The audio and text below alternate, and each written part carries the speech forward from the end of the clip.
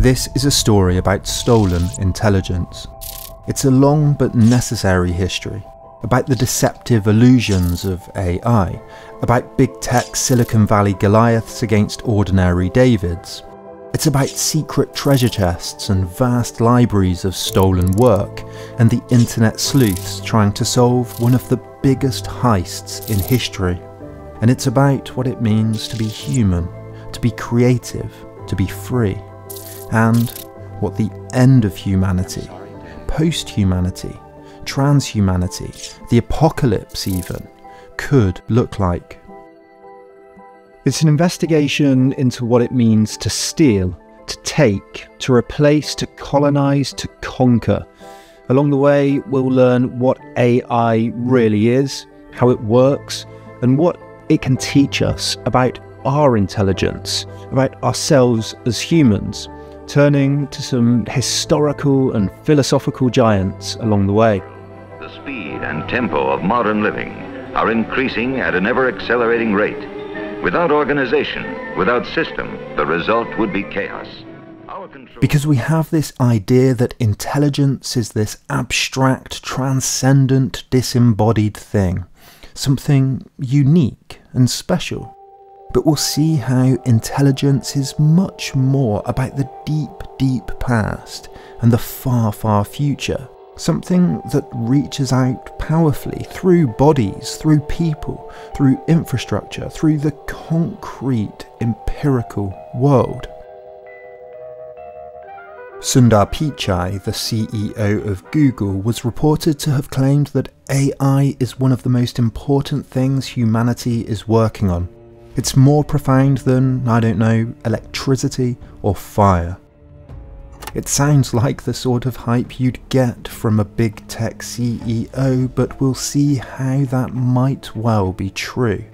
Artificial intelligence might just change everything dizzyingly quickly. And like electricity and fire, we need to find new ways of making sure the vast, consequential and truly unprecedented change can be used for good, for everyone, not for evil. So we'll get to the future, but it's important we start with the past.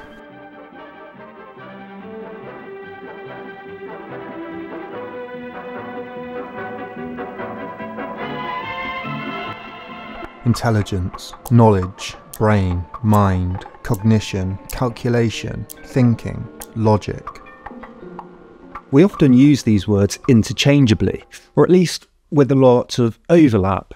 And when we drill down into what something like intelligence means, we find surprisingly little agreement. Our control over a bewildering environment has been facilitated by new techniques of handling vast amounts of data at incredible speeds. The tool which has made this possible is the high-speed digital computer operating with electronic precision on great quantities of information. Can machines be intelligent in the same way humans can? Will they surpass human intelligence? What does it really mean to be intelligent? When commenting on the first computers, the media referred to them as electronic brains. Can be given the answer by an electronic brain in 25 is the giant electronic brain. Electrical machines, recording depot inventories, keeping stock records, recording repair parts levels. These process huge amounts of data at a very high speed. They save time and effort. In Britain, in the 50s, a national debate was taking place around whether machines could think. After all, a computer, even in the 50s, was in many ways already many times more intelligent than any human. A calculator could make calculations quicker than any human. The father of both the computer and AI, Alan Turing, contributed to the discussion in a BBC radio broadcast in 1951, claiming that it's not altogether unreasonable to describe digital computers as brains. This coincidence between computers, AI, intelligence, brains, strained the idea that intelligence was one thing, A thorough history would require including transistors, electricity, computers, the internet, logic, mathematics, philosophy, neurology, society. Is there any understanding of AI without these things? Where could a history begin? This impossible totality will echo through this history, but there are two key historical moments we can start with: the Turing test and the Dartmouth College Conference. Turing wrote his now famous paper, Computing Machinery and Intelligence, in 1950. It began with, "I propose to consider the question, can machines think?" This should begin with definitions of the meaning of the terms machine and think.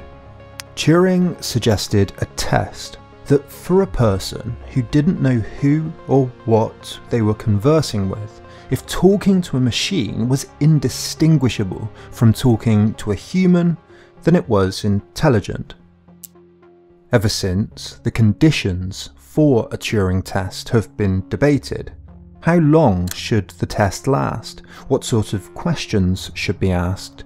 Should it just be text-based? What about images, audio? One competition, the Loebner Prize, offered $100,000 to anyone who could pass the test in front of a panel of judges. As we pass through the next 70 years, we'll begin to be able to ask the question, has Turing's test been passed? Should I be afraid of you? Have you seen my Instagram? I'm just plain cute.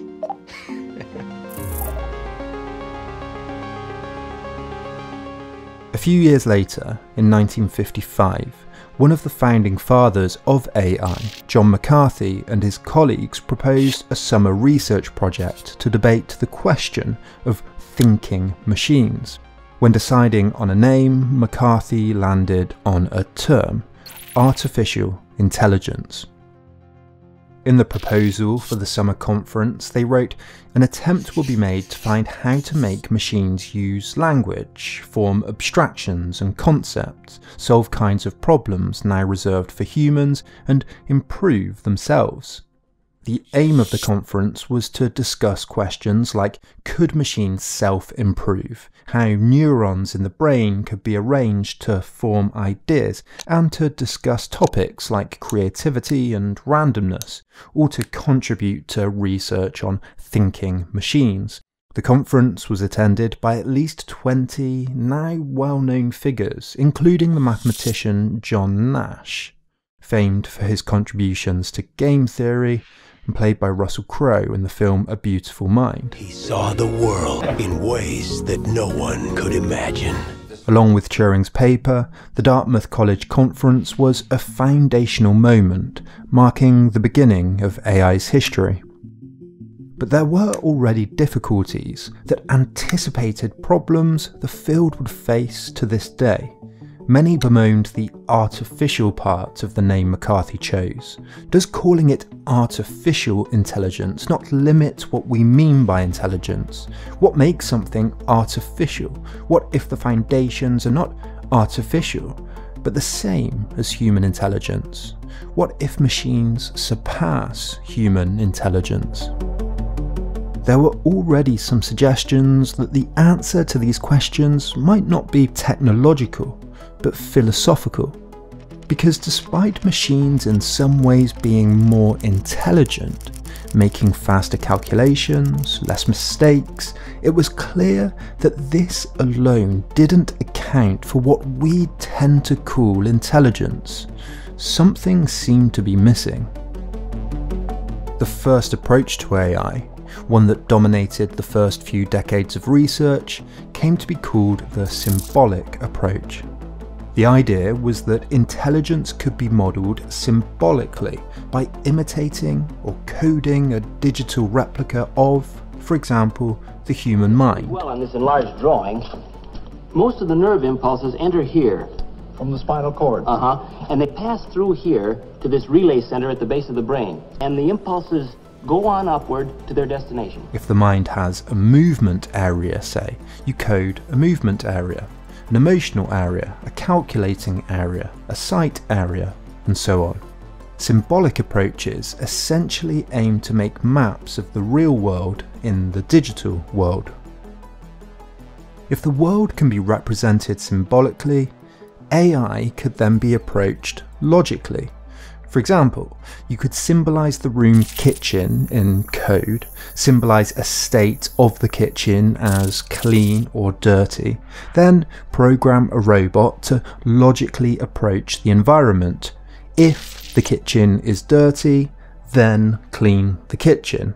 McCarthy, a proponent of this approach, wrote, "The idea is that an agent can represent knowledge of its world, its goals, and the current situation by sentences in logic and decide what to do by deducing that a certain action or course of action is appropriate to achieve its goals."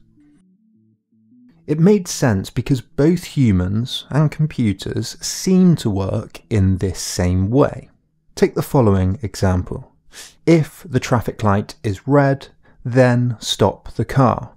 If hungry, then eat. If tired, then sleep. The appeal of this kind of thinking to computer programmers was that approaching intelligence in this way lined up with binary, the root of computing, that a transistor can be on or off, a 1 or a 0, true or false. Red traffic light on is either true or false, 1 or 0.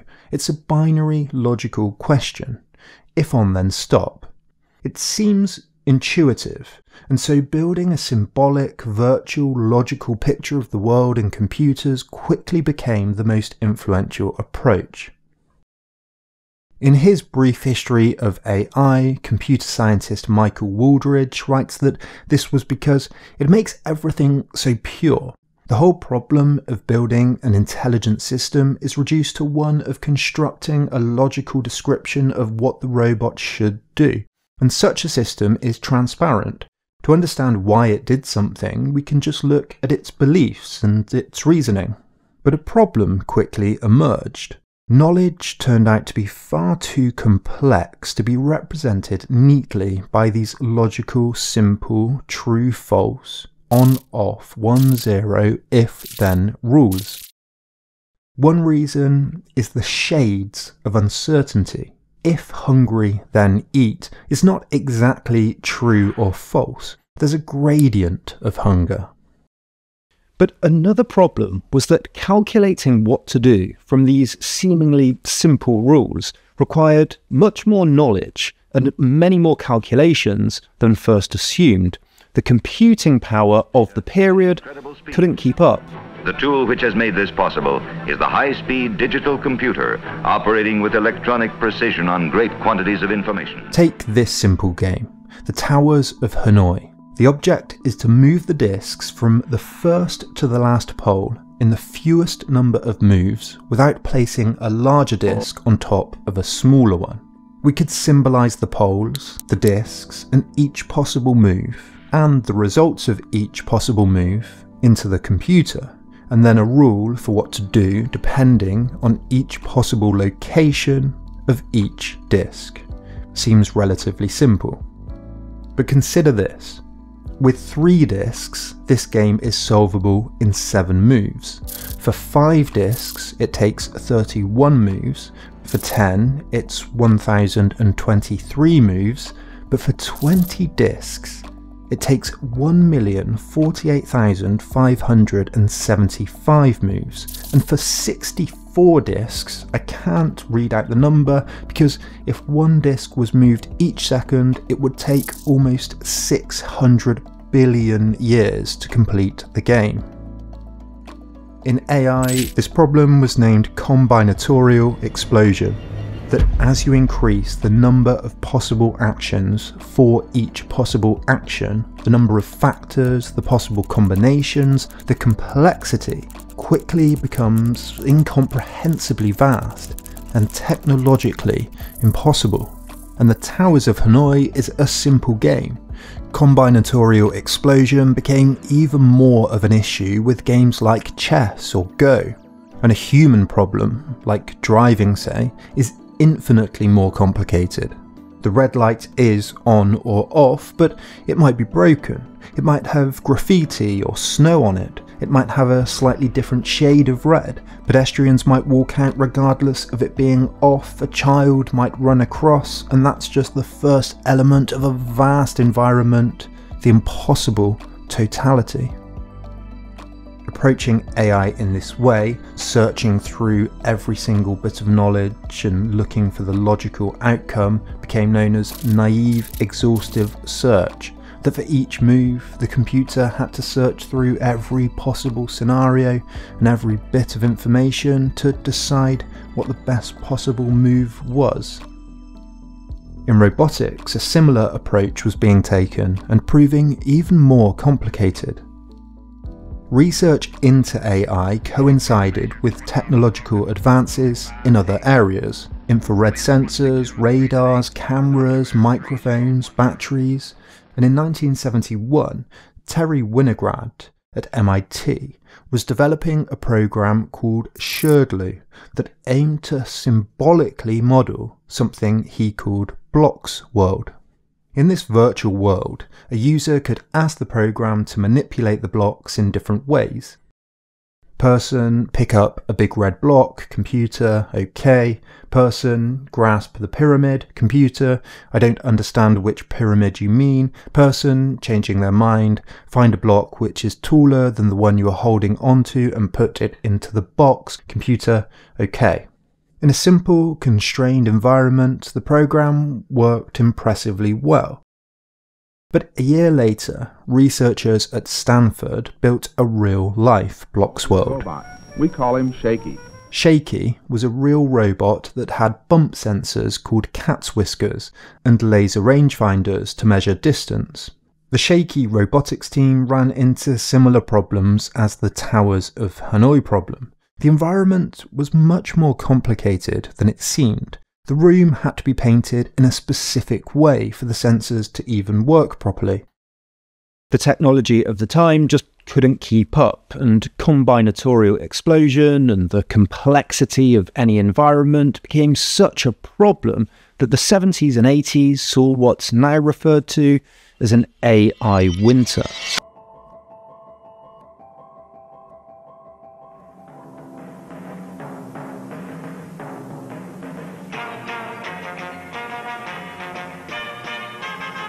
By the 70s, some were beginning to make the case that something was being left out: knowledge. The real world is not towers of Hanoi games or robots and blocks. Knowledge about the world is central. However, logic was still the key to analysing that knowledge. How could it be otherwise? Take this example. If you want to know about animals, say, you need a database. If animal gives milk, then the animal is a mammal. If animal has feathers, then animal is bird. If animals can fly and animal lays eggs, then animal is bird. If animal eats meat, then animal is carnivore. Again, this seems relatively simple, but even an example as basic as this requires a zoologist, say, to provide the information. We all know that mammals are milk-producing animals, or that a cat is a mammal. There are thousands and thousands of species of mammal, and a lot of specialist knowledge. As a result, this approach was named the expert systems approach, and it led to one of the first big AI successes. Researchers at Stanford used this approach to work with doctors to make a system to diagnose blood diseases. It used a combination of knowledge and logic.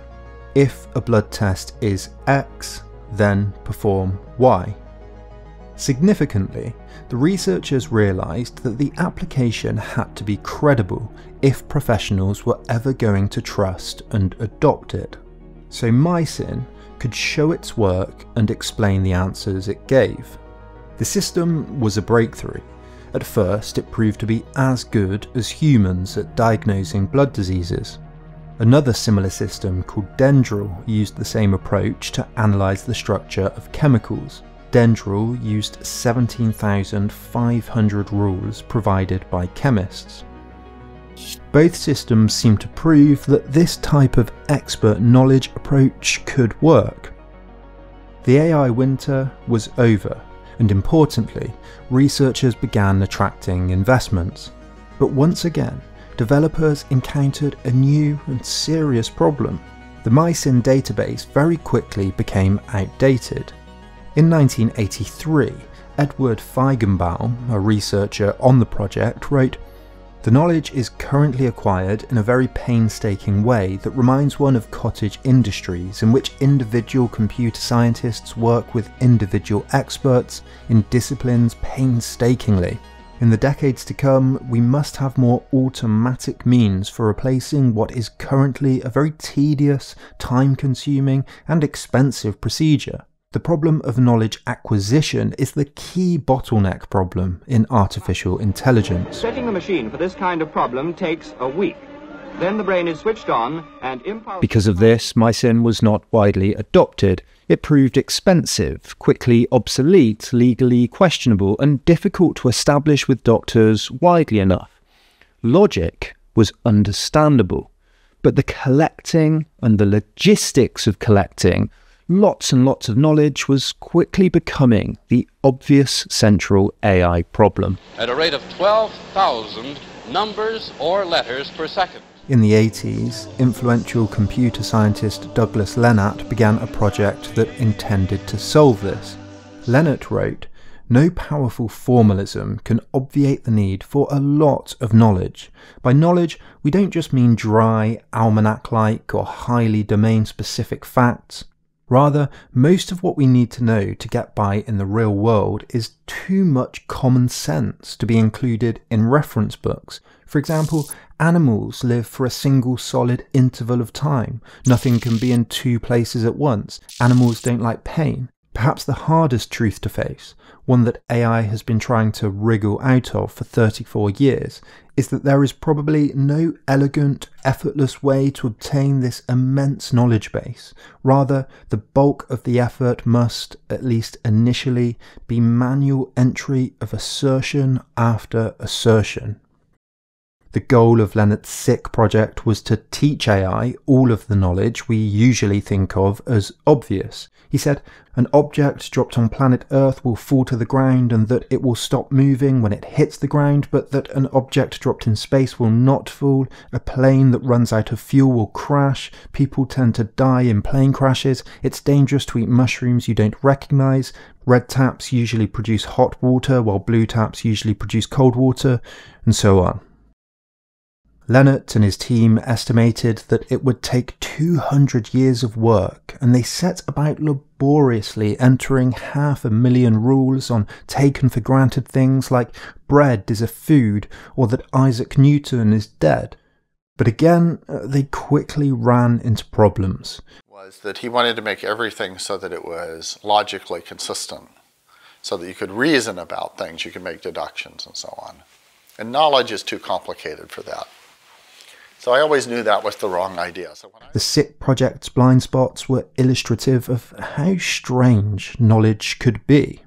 In an early demonstration, it didn't know whether bread was a drink or not, or that the sky was blue, whether the sea was wetter than land, or whether siblings could be taller than one another. These simple questions reveal something underappreciated about knowledge. Often, we don't explicitly know something ourselves, yet despite this, the answer when revealed is laughably obvious. We might not have ever thought about the question of, is bread a drink? Or is it possible for one sibling to be taller than another? When asked, we implicitly, intuitively, often non-cognitively, just know the answer based on other presumed factors. This was a serious difficulty. No matter how much knowledge you entered, the ways that knowledge is understood, how we think about questions, the relationships between one piece of knowledge and another, the connections we draw on, are often ambiguous, unclear, even strange.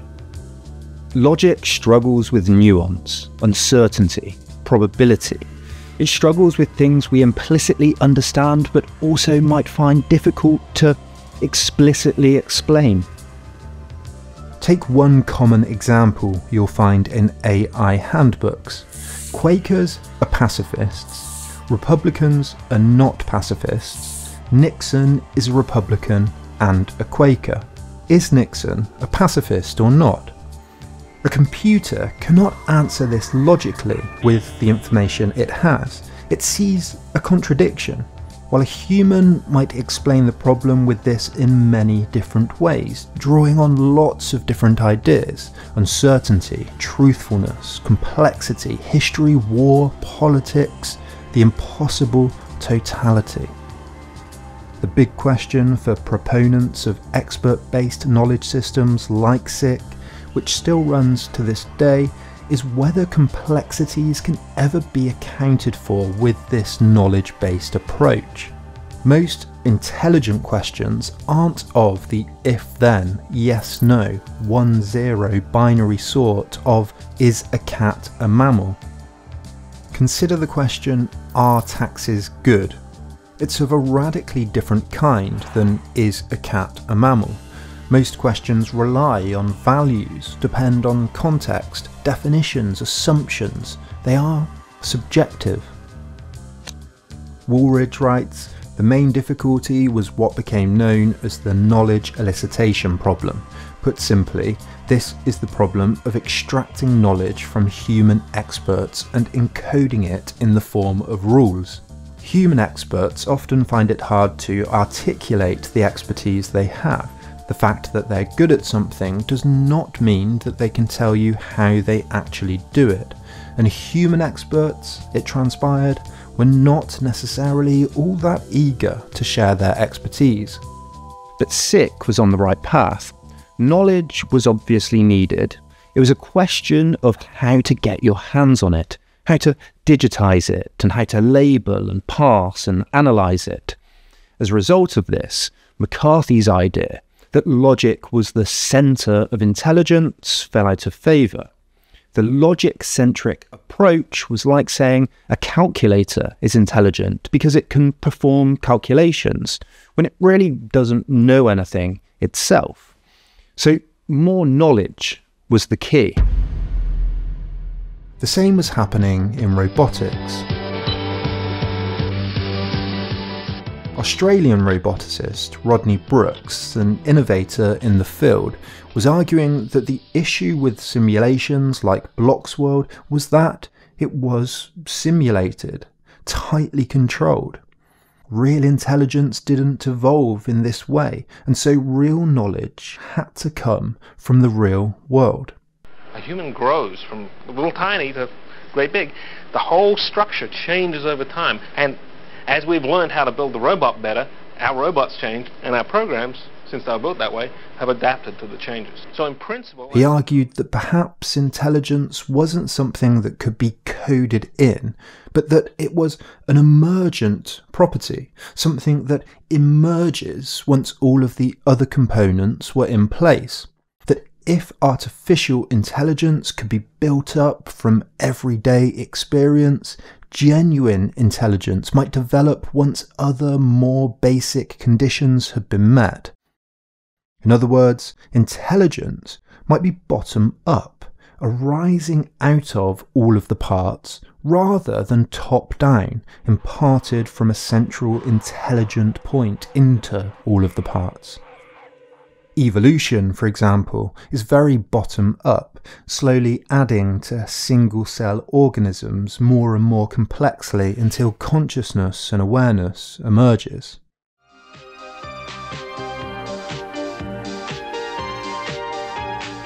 In the early 90s, Brooks was the head of the Media Lab at MIT and rallied against the idea that intelligence was a disembodied, abstract thing.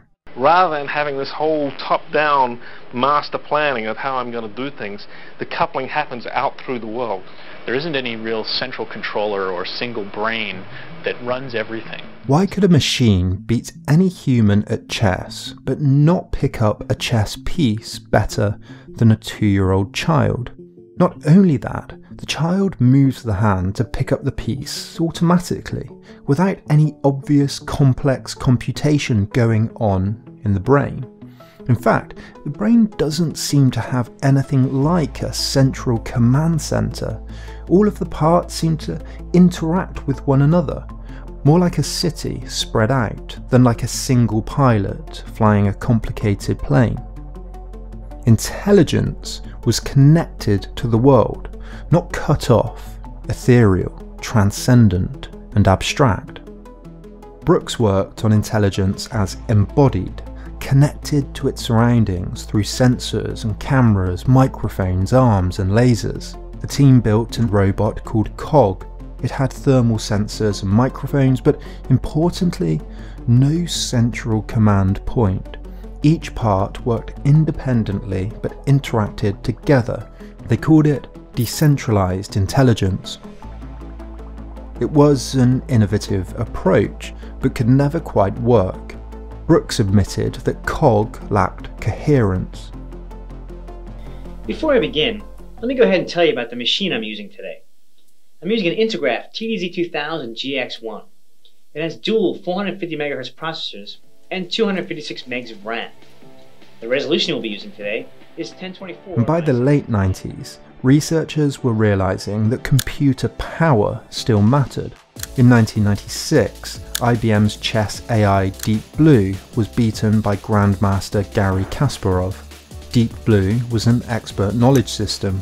It was programmed with the help of professional chess players, not just by calculating each possible move, but by including things like best opening moves, concepts like lines of attack, or ideas like choosing moves based on pawn positions, and so on.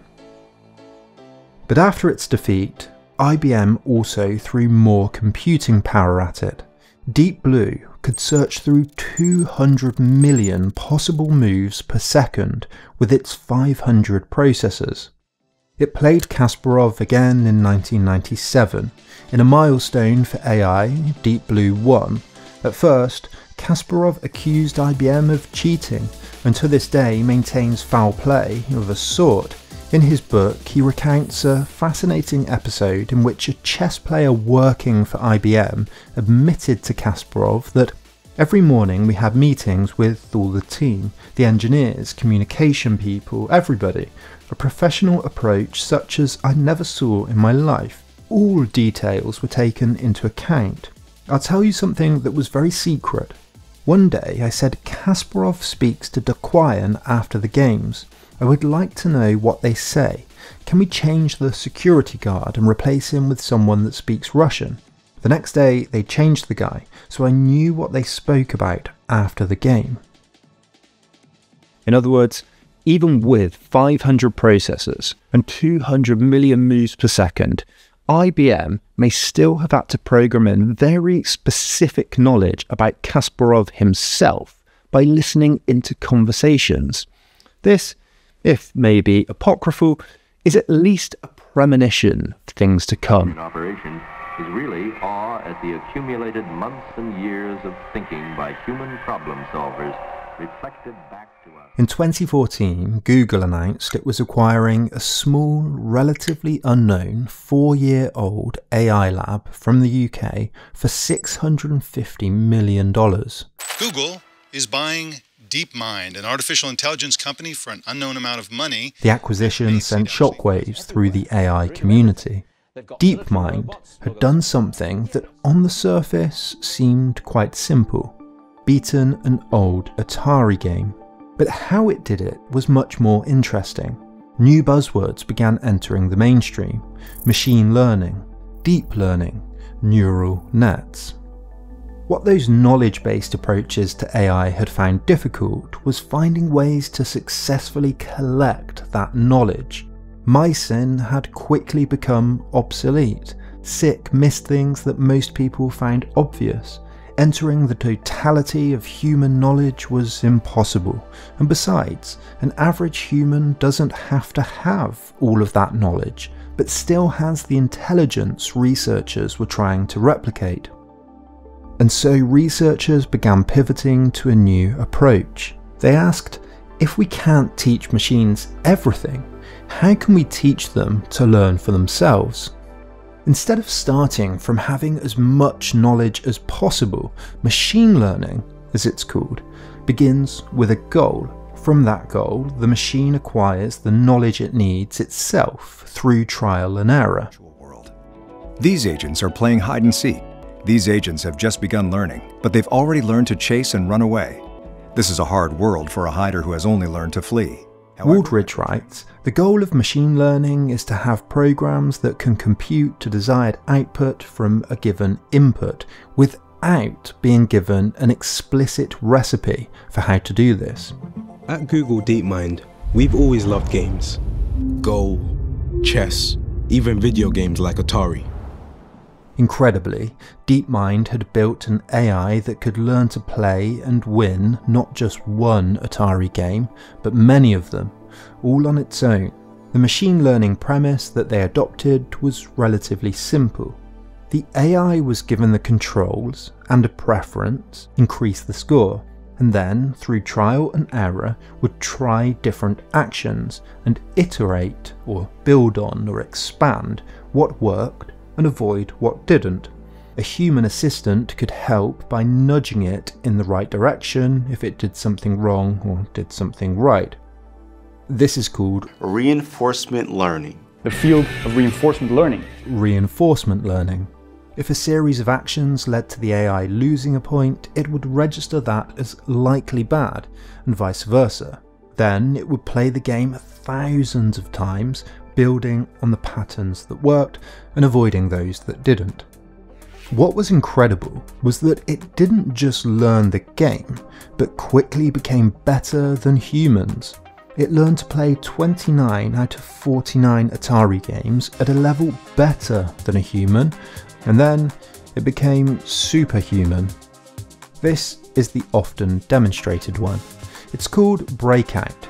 Move the paddle, destroy the blocks with the ball. To the developer's surprise, the AI learned a technique that would get the ball to the top so that it would bounce around and destroy the blocks on its own without the AI having to do anything else. This tactic was described as spontaneous, independent, and creative. Future of humanity. The latest emblem for existential dread is Google's DeepMind project, which created AlphaGo, an AI program that's become unbeatable at the most complex strategy game on the planet.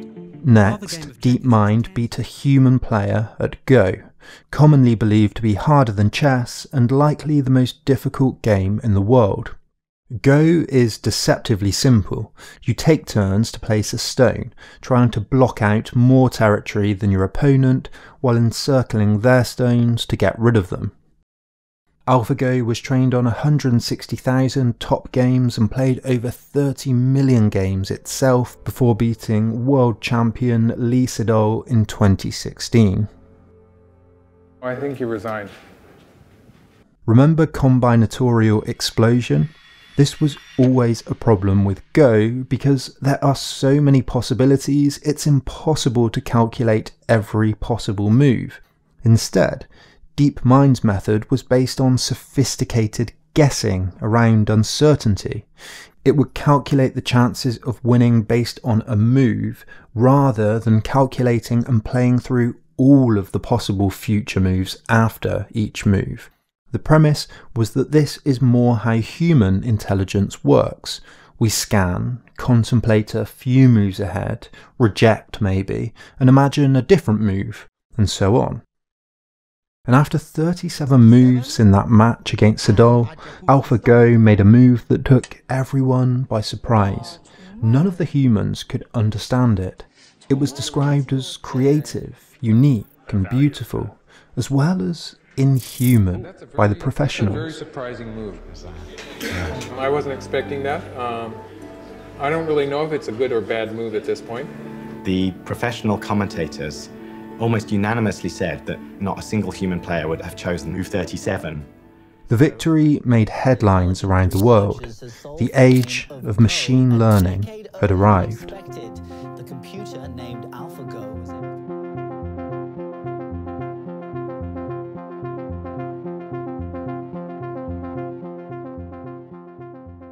In 1991, two scientists wrote, The neural network revolution has happened. We're living in the aftermath. You might have heard some new buzzwords thrown around. Neural nets, deep learning, machine learning. I've come to believe that this revolution is probably the most historically consequential we'll go through as a species, eventually. It's fundamental to what's happening with AI. So bear with me, jump on board the neural pathway roller coaster, buckle up and get those synapses ready, and we'll try and make this as pain-free as possible. This is information. The proper use of it can bring a new dignity to mankind. High-speed electronic digital computers. It is the fast, reliable, and tireless performance of a variety of arithmetic and logical operations. These are information machines capable of storing, processing, and relating a vast quantity of information. Remember that symbolic approach we talked about? It tried to make a kind of one-to-one map of the world and base artificial intelligence on it, and that instead machine learning learns itself through trial and error. Today, AI mostly does this using neural networks. Neural networks are composed of node layers. Neural networks are revolutionizing the way we think about not just AI, but human intelligence too. They're based on the premise that what matters are connections, patterns, pathways. Artificial neural networks, ANNs, are inspired by biological neural networks in the brain. Both in the brain and in artificial neural networks, there are basic building blocks, neurons or nodes. These are layered, and there are connections between them. Each neuron can activate the next. The more neurons that are activated, the stronger the activation of the next connected neuron. And if that neuron is firing strong enough, it will pass a threshold and fire the next one. And so on, billions of times. In this way, intelligence can make predictions based on past experiences. This is important. I think of neural nets, in the brain and artificially, as something like commonly travelled pathways. The more the neurons fire together, the more successfully they do so, the more their connections strengthen, and the more they're likely to repeat. Hence the phrase, those that fire together, wire together. So how are these used in AI? Well, first, you need a lot of data, and you can do this in two different ways. First, you can feed a neural network a lot of data, like adding in thousands of professional Go or chess games. Or you can play games, for example, over and over on many different computers at the same time. Peter Widden has this video that shows an AI playing 20,000 games of Pokemon at once.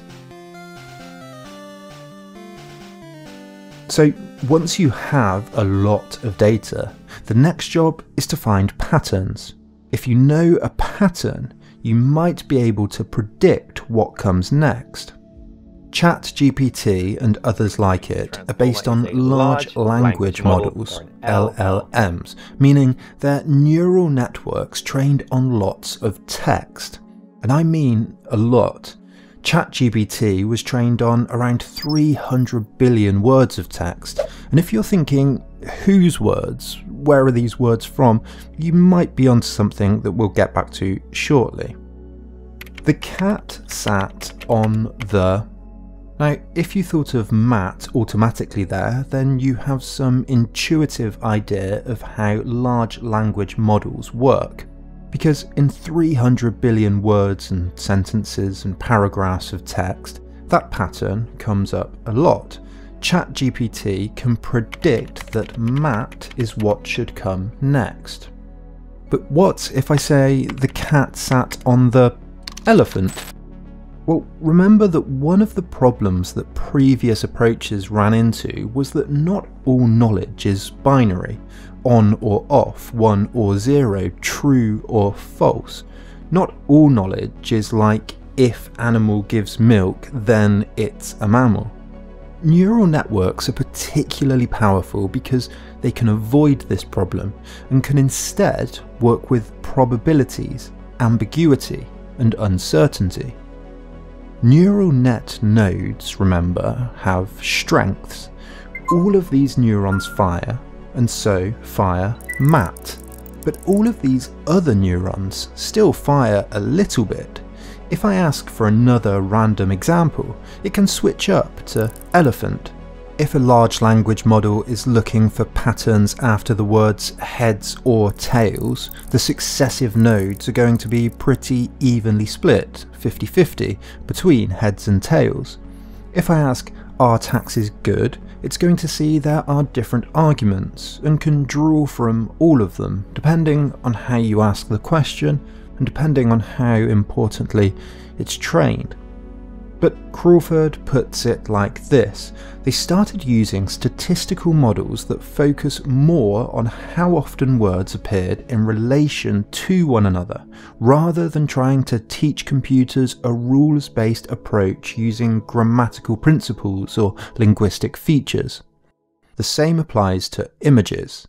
How do you teach a computer that an image of an A is an A, or a 9 is a 9? Because every example is slightly different.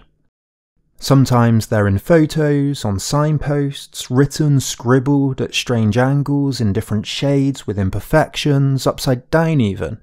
If you feed the neural net millions of drawings, photos, designs of a 9, it can learn which minute patterns repeat until it can recognise a 9 on its own. The problem is that you need a lot of examples. In fact, this is what you're doing when you fill in those reCAPTCHAs. You're helping Google train its AI. If you want to learn more about this, and I really recommend it, there are some sources in the description, but this video by 3 Blue 1 Brown on training numbers and letters is particularly good. Well, when you or I recognize digits, we piece together various components. A 9 has a loop up top and a line on the right. An 8... Powering something entirely different. NVIDIA developer Tim Detmers describes deep learning like this. First, take some data. Second, train a model on that data. And third, use the trained model to make predictions on new data. The neural network revolution has some groundbreaking ramifications. First, intelligence isn't this abstract, transcendental, ethereal thing. Connections between things are what matters, and those connections allow us and AI to predict the next move. We'll get back to this. But second, machine learning researchers were realizing for this to work, they needed a lot of knowledge, a lot of data. There was no use getting chemists and blood diagnostic experts to come into the lab once a month and laboriously type in their latest research. Plus, that would be wildly expensive. In 2017, an artificial neural network could have around 1 million nodes. The human brain has around 100 billion. A bee has about 1 million too, and a bee is pretty intelligent. But one company was about to smash past that record, surpassing humans even as they went. It's the iPhone you love. Now with video.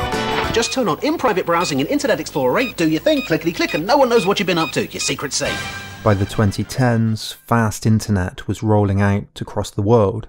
Phones with cameras were in everyone's pockets.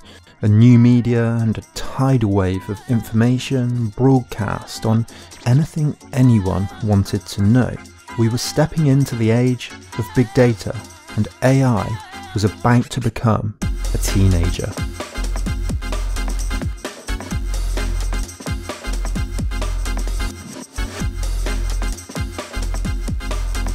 Larry Page and I used to be close friends, and I would stay at his house in Palo Alto, and I would talk to him. There's a story, likely apocryphal, that Google founder Larry Page called Elon Musk a speciesist because Musk preferred to protect human life over other forms of life. privileged human life over potential artificial super intelligent life. That if AI becomes better and more important than humans, then there's really no reason to prioritise privilege or protect humans at all. Maybe the robots really should take over. Musk claims that this caused him to worry about the future of artificial intelligence research, especially as Google, after acquiring DeepMind, was at the forefront. And so, despite being a multi-billion-dollar corporate businessman himself, Musk became concerned that AI was being developed behind the closed doors of multi-billion-dollar corporate businessmen. In 2015, he started OpenAI, the goal to develop the first general artificial intelligence in a safe, open, and humane way. AI was getting very good at performing narrow tasks. Google Translate, social media algorithms, GPS navigation, scientific research, chatbots, and even calculators are now referred to as narrow artificial intelligence. Narrow AI, which also goes by the rather unflattering name of weak AI. Now, narrow AI has been something of a quiet revolution. It's already slowly, creepingly, and pervasively everywhere. There are over 30 million robots in our homes already, and over 3 million in factories. Soon everything will be infused with narrow AI, from your kettle and your lawnmower to your doorknobs and shoes. The purpose of OpenAI was to pursue that more general artificial intelligence, what we think of when we see AI in movies, intelligence that can cross between tasks, do unexpected creative things, and act, broadly, like a human does. AI researcher Luke Mulhauser describes artificial general intelligence, or AGI as it's known, as, quote, the capacity for efficient cross-domain optimization, or the ability to transfer learning from one domain to other domains.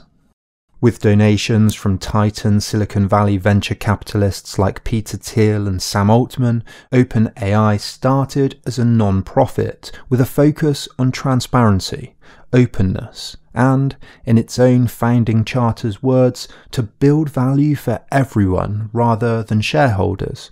It promised to publish its studies and share its patents and, more than anything else, focus on humanity.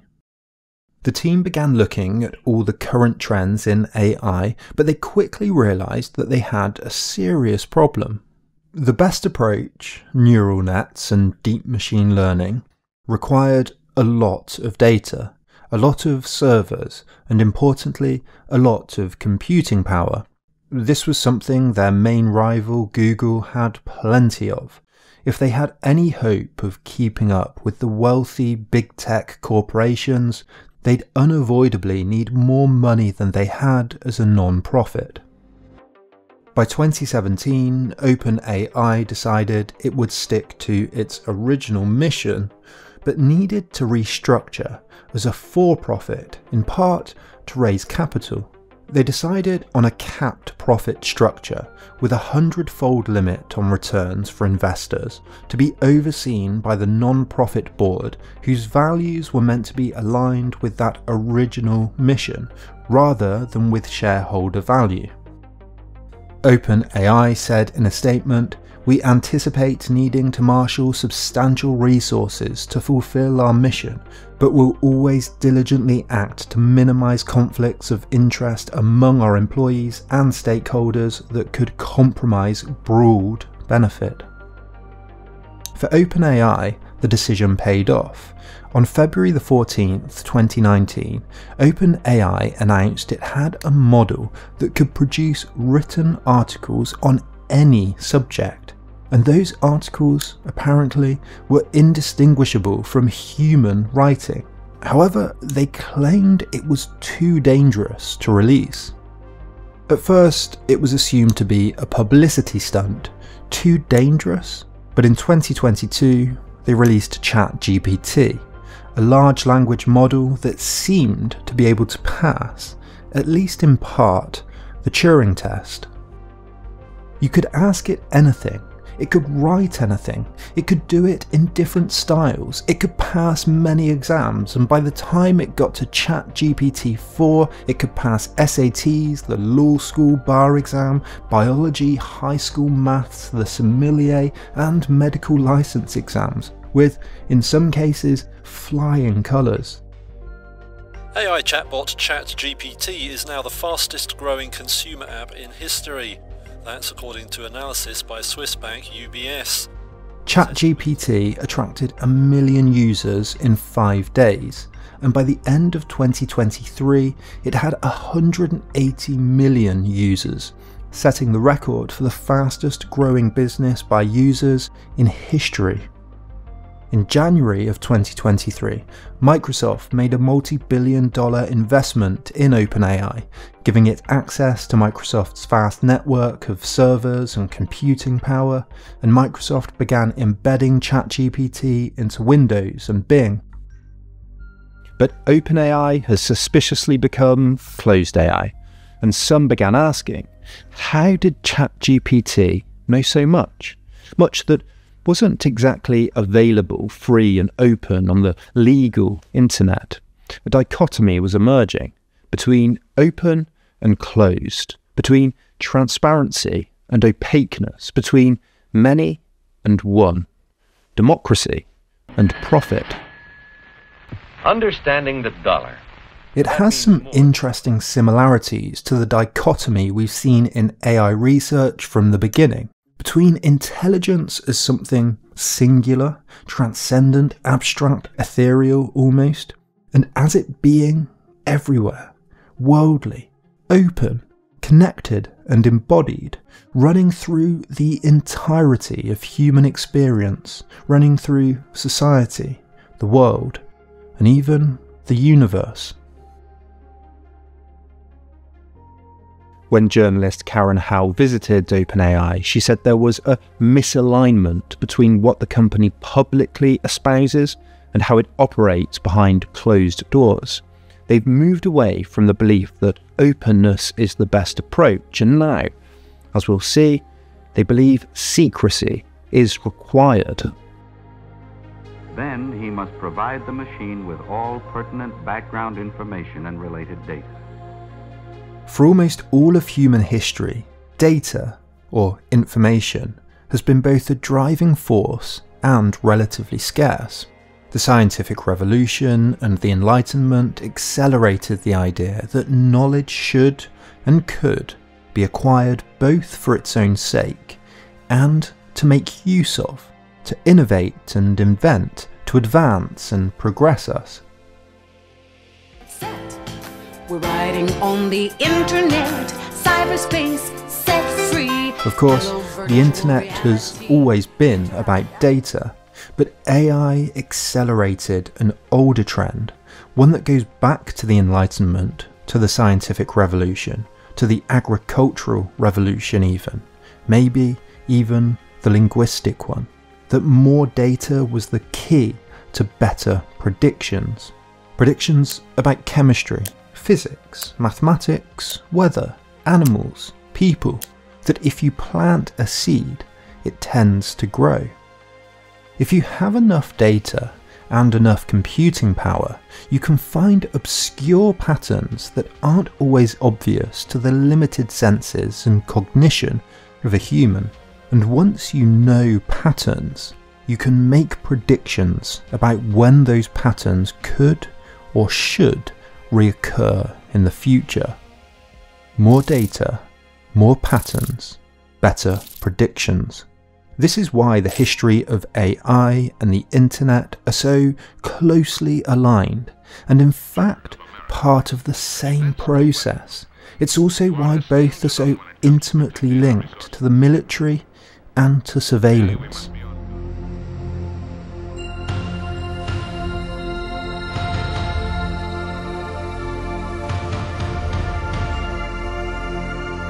DARPA, shaping the future, creating opportunities for new capabilities. The internet was initially a military project.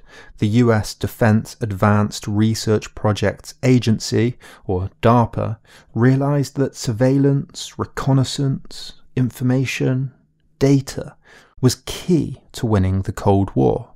Spy satellites, nuclear warhead detection, Viet Cong counterinsurgency troop movements, light aircraft for silent surveillance, bugs and cameras, all of it to extract, collect and analyse data. In 1950, a Time magazine cover imagined a thinking machine as a naval officer. 5 years earlier, before computers had even been invented, famed engineer Vannevar Bush wrote about his concerns that scientific advances seemed to be linked to the military, linked to destruction, and instead he conceived of machines that could share human knowledge for good. He predicted that the entirety of the Encyclopaedia Britannica could be reduced to the size of a matchbox, and that we'd have cameras that could record, store and share experiments.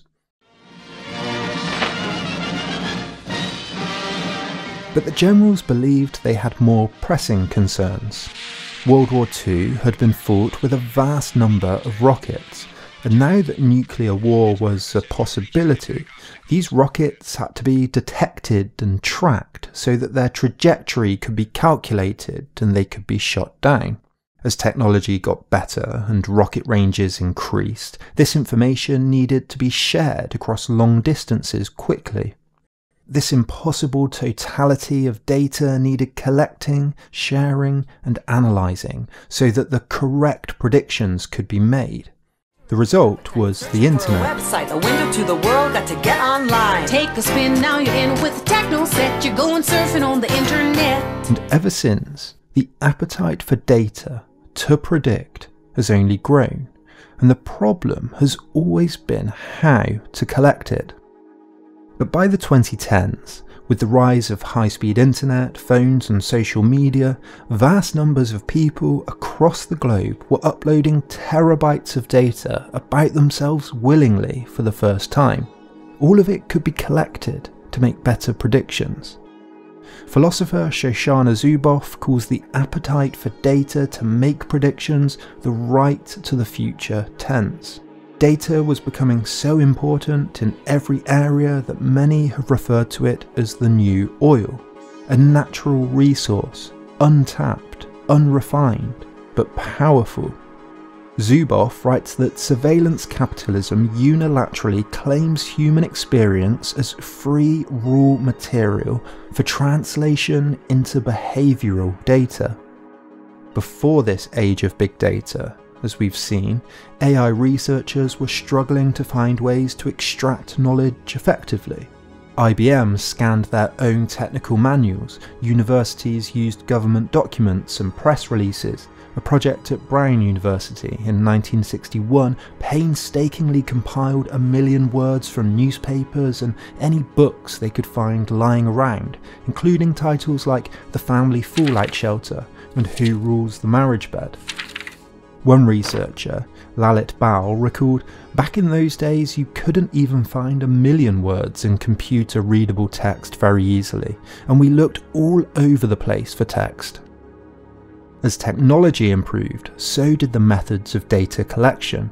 In the early 90s, the government Ferret program, that's facial recognition technology, collected mugshots captured of suspects at airports. George Mason University began a project photographing people over several years in different styles, under different lighting conditions, with different backgrounds and clothes. All of them, of course, gave their consent. But one researcher set up a camera on campus and took photos of over 1,700 unsuspecting students to train his own facial recognition program. Others pulled thousands of images from public webcams in places like cafes. And by the 2000s, the idea of consent itself seemed to be changing. The internet meant that masses of images, text, music and video could be harvested up and used for the first time. Back in 2001, Google's Larry Page said that sensors are really cheap, storage is cheap, cameras are cheap, people will generate enormous amounts of data, everything you've ever heard or seen or experienced will become searchable, your whole life will be searchable. In 2007, computer scientist Fei-Fei Li began a project called ImageNet that aimed to use neural networks and deep learning to predict what an image was. She said, "We decided we wanted to do something that was completely historically unprecedented. We're going to map out the entire world of objects." In 2009, the researchers realised that the latest estimations put a number of more than 3 billion photos on Flickr, a similar number of video clips on YouTube, and an even larger number for images in the Google image search database. They scooped up over 14 million images and used low-wage workers to label them as everything from apples and aeroplanes to alcoholics and hookers. By 2019, 350 million photographs were being uploaded to Facebook every day. Still running, ImageNet has organised around 14 million images into over 22,000 categories. As people began voluntarily uploading their lives onto the internet, the data problem was solving itself. Clearview AI made use of the fact that profile photos are displayed publicly next to names to create a facial recognition system that could recognise anyone in the street. Crawford writes, "Gone was the need to stage photo shoots using multiple lighting conditions, controlled parameters and devices to position the face. Now there were millions of selfies in every possible lighting condition, position and depth of field. We now generate an estimated 2.5 quintillion bytes of data every day. If printed, that would be enough paper to circle the Earth once every 4 days. And all of this is integral to the development of AI. The more data, the better. The more supply routes, in Zuboff's phrase, the better. Sensors on watches, picking up sweat levels and hormones and wobbles in your voice, microphones in the kitchen that can hear the fridge opening and kettle schedules, and cameras on doorbells that could monitor the weather and even guests. In the UK, the National Health Service has given 1.6 million patient records to Google's DeepMind. Digital computer operating with electronic precision on great quantities of information. There are many indications that data processing systems have permeated our society. Private companies, the military and the state are all engaged in data extraction for prediction. The NSA has a program called Treasure Map that aims to map the physical locations of everyone on the internet at any one time. The Belgrade police force uses 4,000 cameras provided by Hawaii to track residents across the city. Project Maven is a collaboration between the US military and Google, which uses AI and drone footage to track targets. Vigilant uses AI to track license plates and sells the data to banks to repossess cars and police to find suspects. Amazon uses its Ring doorbell footage and classifies it into categories like suspicious or crime, and health insurance companies try to force customers to wear activity tracking watches so that they can track and predict what their liability will be.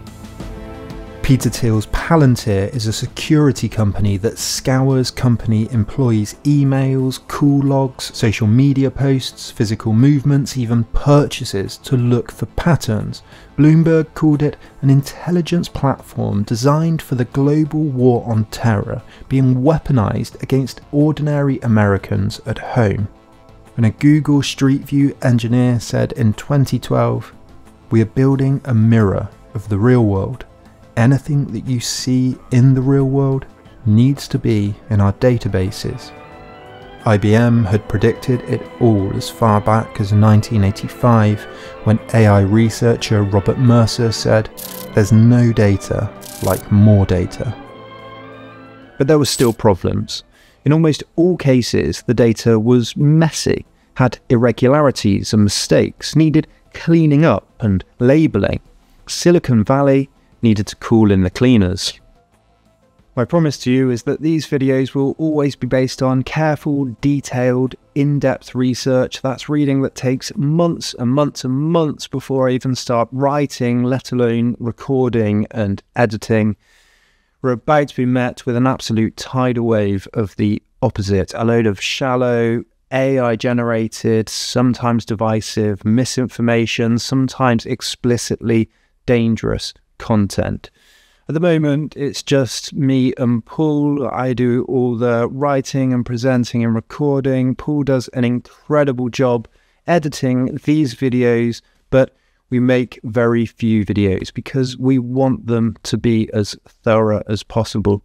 Fewer videos means less frequent videos, unfortunately, but hopefully they're going to be extremely well researched and very trustworthy.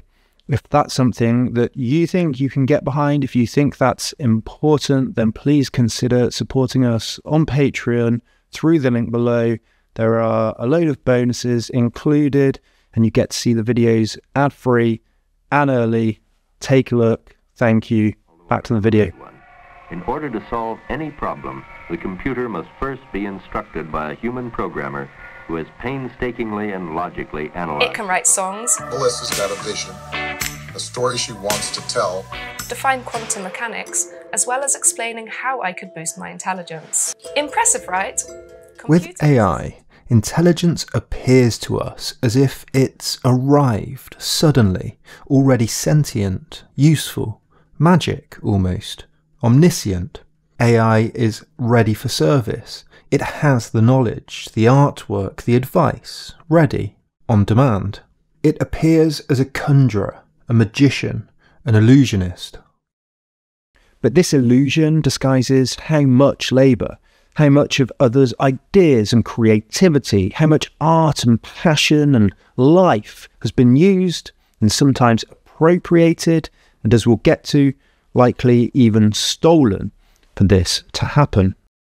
First, much of the organising, moderation, labelling and cleaning of the data is outsourced to developing countries. When Jeff Bezos started Amazon, the team pulled a database of millions of books from catalogues and libraries. Realising the data was messy and in places unusable, Amazon outsourced the cleaning of the datasets to temporary workers in India. This proved effective, and in 2005, inspired by this, Amazon launched a new service, Amazon's Mechanical Turk, a platform on which businesses can outsource tasks to an army of cheap temporary workers that are paid not a salary, a weekly wage, or even by the hour, but per micro task. Whether your Silicon Valley startup needs responses to a survey, a dataset of images labelled, or misinformation tagged, Mechanical Turk can help. What's surprising is just how big these platforms have become. Amazon says there are 500,000 workers registered on Mechanical Turk, although it's more likely to be around 100 to 200,000 active. Either way, that would put it comfortably in the list of the world's top employers. If it's 500,000, it could even be the 15th top employer in the world. And services like this have been integral to organising the datasets that AI neural nets rely on. Computer scientists often refer to it as human computation, but in their book, Mary Gray and Siddharth Suri call it ghost work. They point out that most automated jobs still require humans to work around the clock.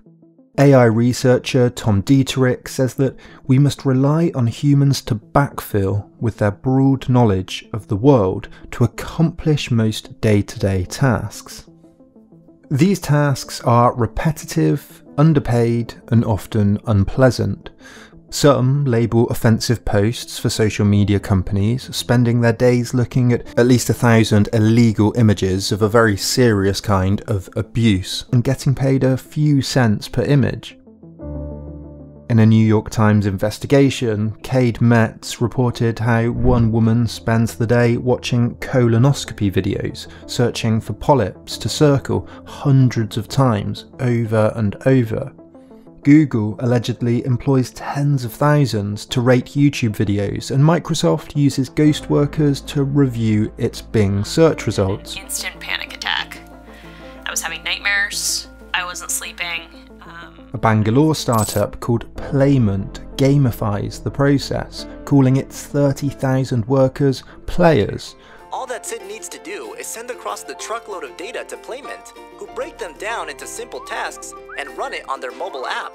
Thousands of users across the country solve Sid's operational Or take multi-billion-dollar company TELUS, who on their homepage say they fuel AI with human-powered data by transcribing receipts and annotating audio and so on, with a community of 1 million plus what they call annotators and linguists across 450 locations around the globe. Connect with our team of AI experts today. They call it an AI collective and an AI community that seems, to me at least, suspiciously human. When ImageNet started, the team were using undergraduates to tag their images. They calculated that at the rate they were progressing, it was going to take them 19 years. Then, in 2007, they discovered Mechanical Turk. In total, by the end, ImageNet used 49,000 workers completing microtasks across 167 countries, labeling 3.2 million images. After struggling for so long, after 2.5 years with these new micro workers, ImageNet was complete. Now, there's a case to be made that this is good, fair, paid work. Good for local economies, for putting people into jobs that might not have otherwise had them. But one paper estimates that the average hourly wage on Mechanical Turk is just $2 per hour. That's lower than the minimum wage in India, let alone in many other countries where this happens. These are, in many cases, modern day sweatshops, and sometimes people perform tasks, then don't get paid for them at all. This is a story recounted in Ghostwork. One 28-year-old from Hyderabad in India called Riaz started working on Mechanical Turk and found he was doing quite well, realising there were more jobs than he could handle on his own. He thought maybe his friends and family could help. He built a small business with computers in his family home, employing 10 friends and family for 2 years. But then, all of a sudden, their accounts were suspended one by one. Riaz had no idea why, but received the following email from Amazon. It said, "I'm sorry, but your Amazon Mechanical Turk account was closed due to a violation of our participation agreement and cannot be reopened. Any funds that were remaining on the account are forfeited." His account was locked, he couldn't contact anyone, and he'd lost 2 months of pay. No one replied. Gray and Suri, after meeting Riaz, wrote, "It became clear that he felt personally responsible for the livelihoods of nearly 24 friends and family members. He had no idea how to recoup his reputation as a reliable worker or the money owed to him and his team. Team Genius, as he'd named it, was disintegrating. He'd lost his sense of community, his workplace, and his self-worth, all of which may not be meaningful to computers and automated processes, but are meaningful to human workers." Gray and Suri conducted a survey with Pew Research and found that 30% of workers, like Riaz, report not getting paid for work they performed at some point. Sometimes suspicious activity is automatically flagged by things as simple as a change of address, or an account is automatically suspended with no recourse. In removing the human connection and having tasks managed by an algorithm, researchers can use thousands of workers to build a dataset in a way that just wouldn't be possible if you had to work face-to-face with each individual one. But it quite literally becomes dehumanizing. To an algorithm, the user, the worker, the human is just a username, a string of random letters and numbers, and nothing more. Gray and Surrey, in meeting many ghost workers, write, "We noticed that businesses have no clue how much they profit from the presence of workers' networks," and they go on to describe the thoughtless processing of human effort through computers as algorithmic cruelty. Algorithms can't read personal cues or have relationships with people in poverty, say, and understand their issues with empathy. We've all had that frustration of interacting with a business through an automated phone call or a chatbot. For some, that's their livelihood. For many jobs on Mechanical Turk, if your approval drops below 95%, you can automatically be rejected.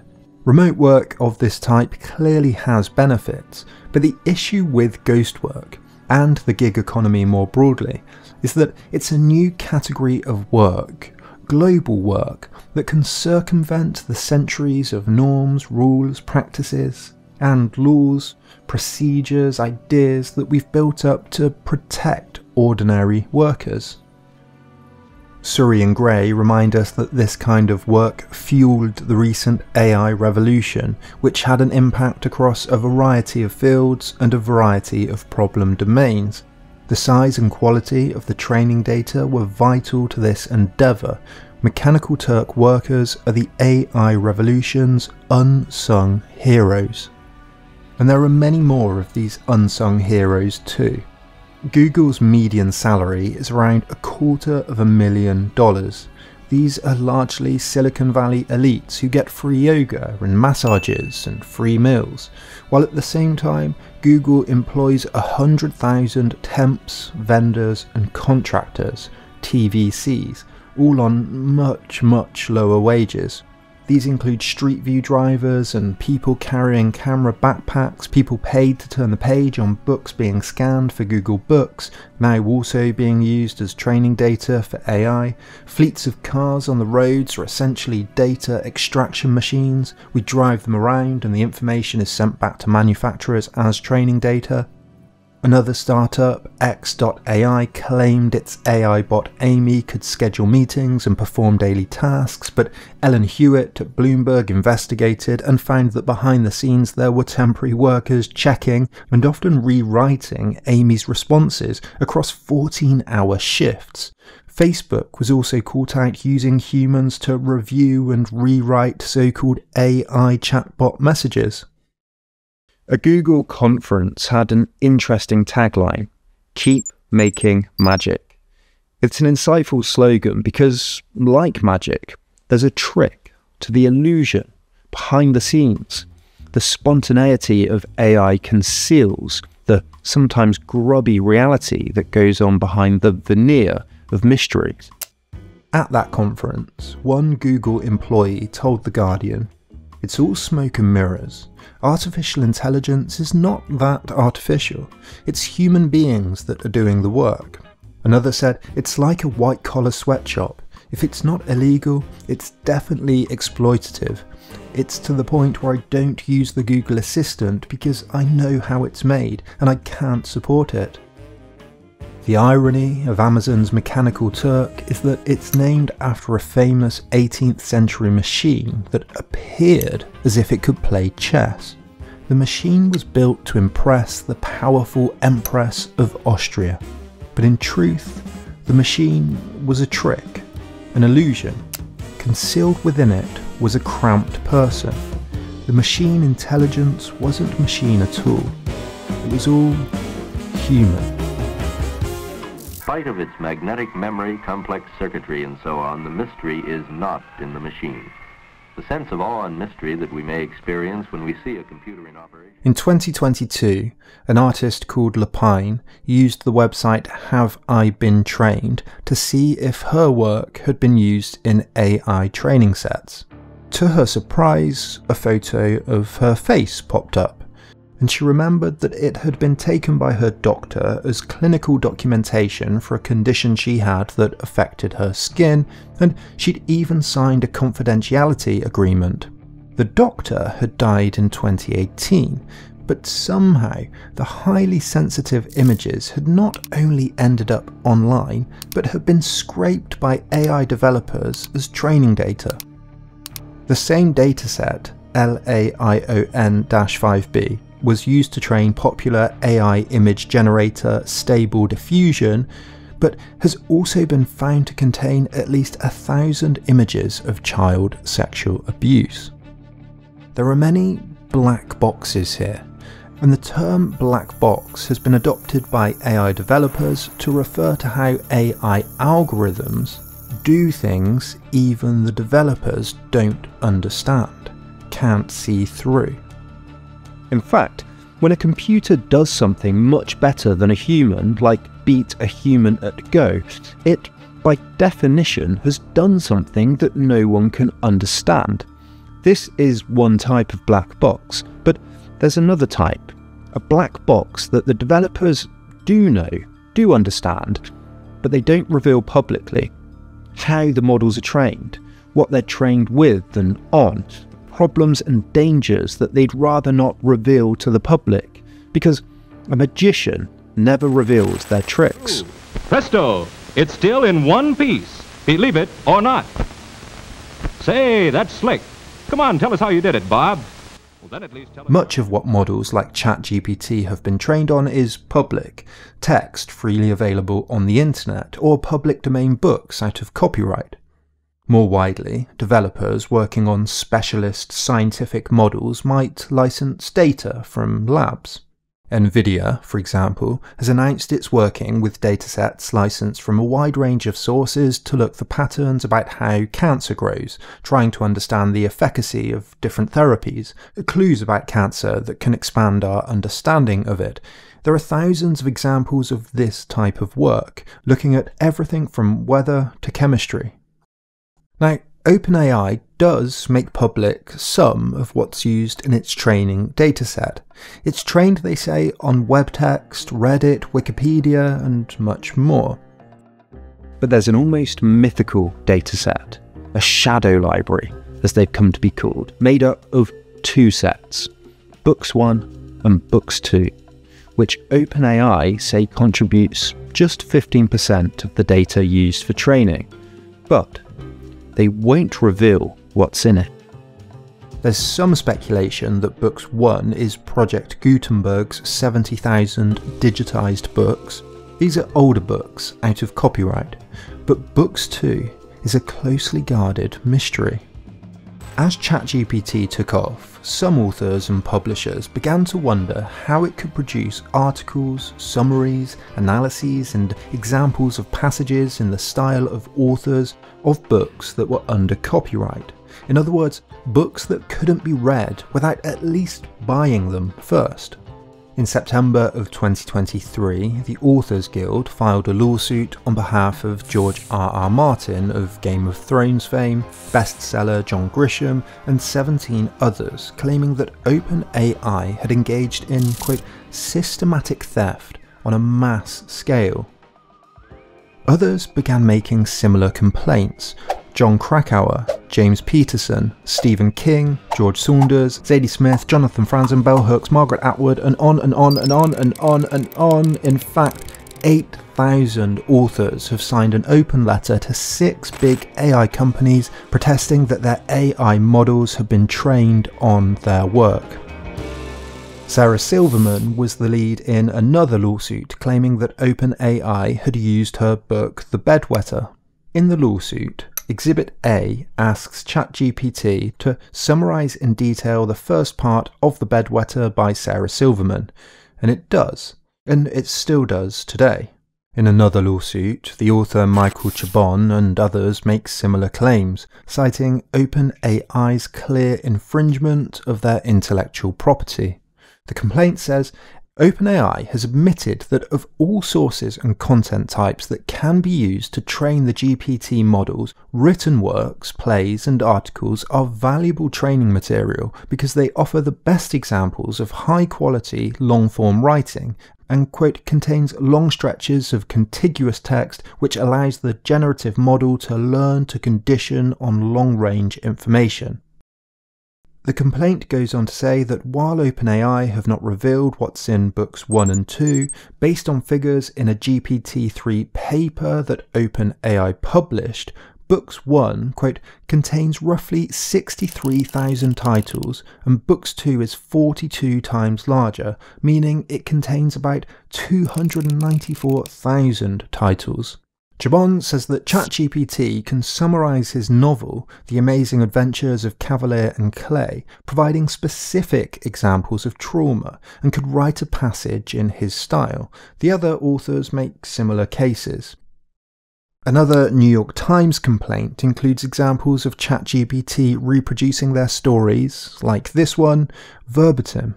But as far back as January of 2023, human Gregory Roberts had written on his Substack on AI that I and many others are starting to seriously question what the actual contents of Books 1 and Books 2 are. They're not well documented online. Some, including me, might even say that given the significance of their contribution to the AI brains, their content has been intentionally obfuscated.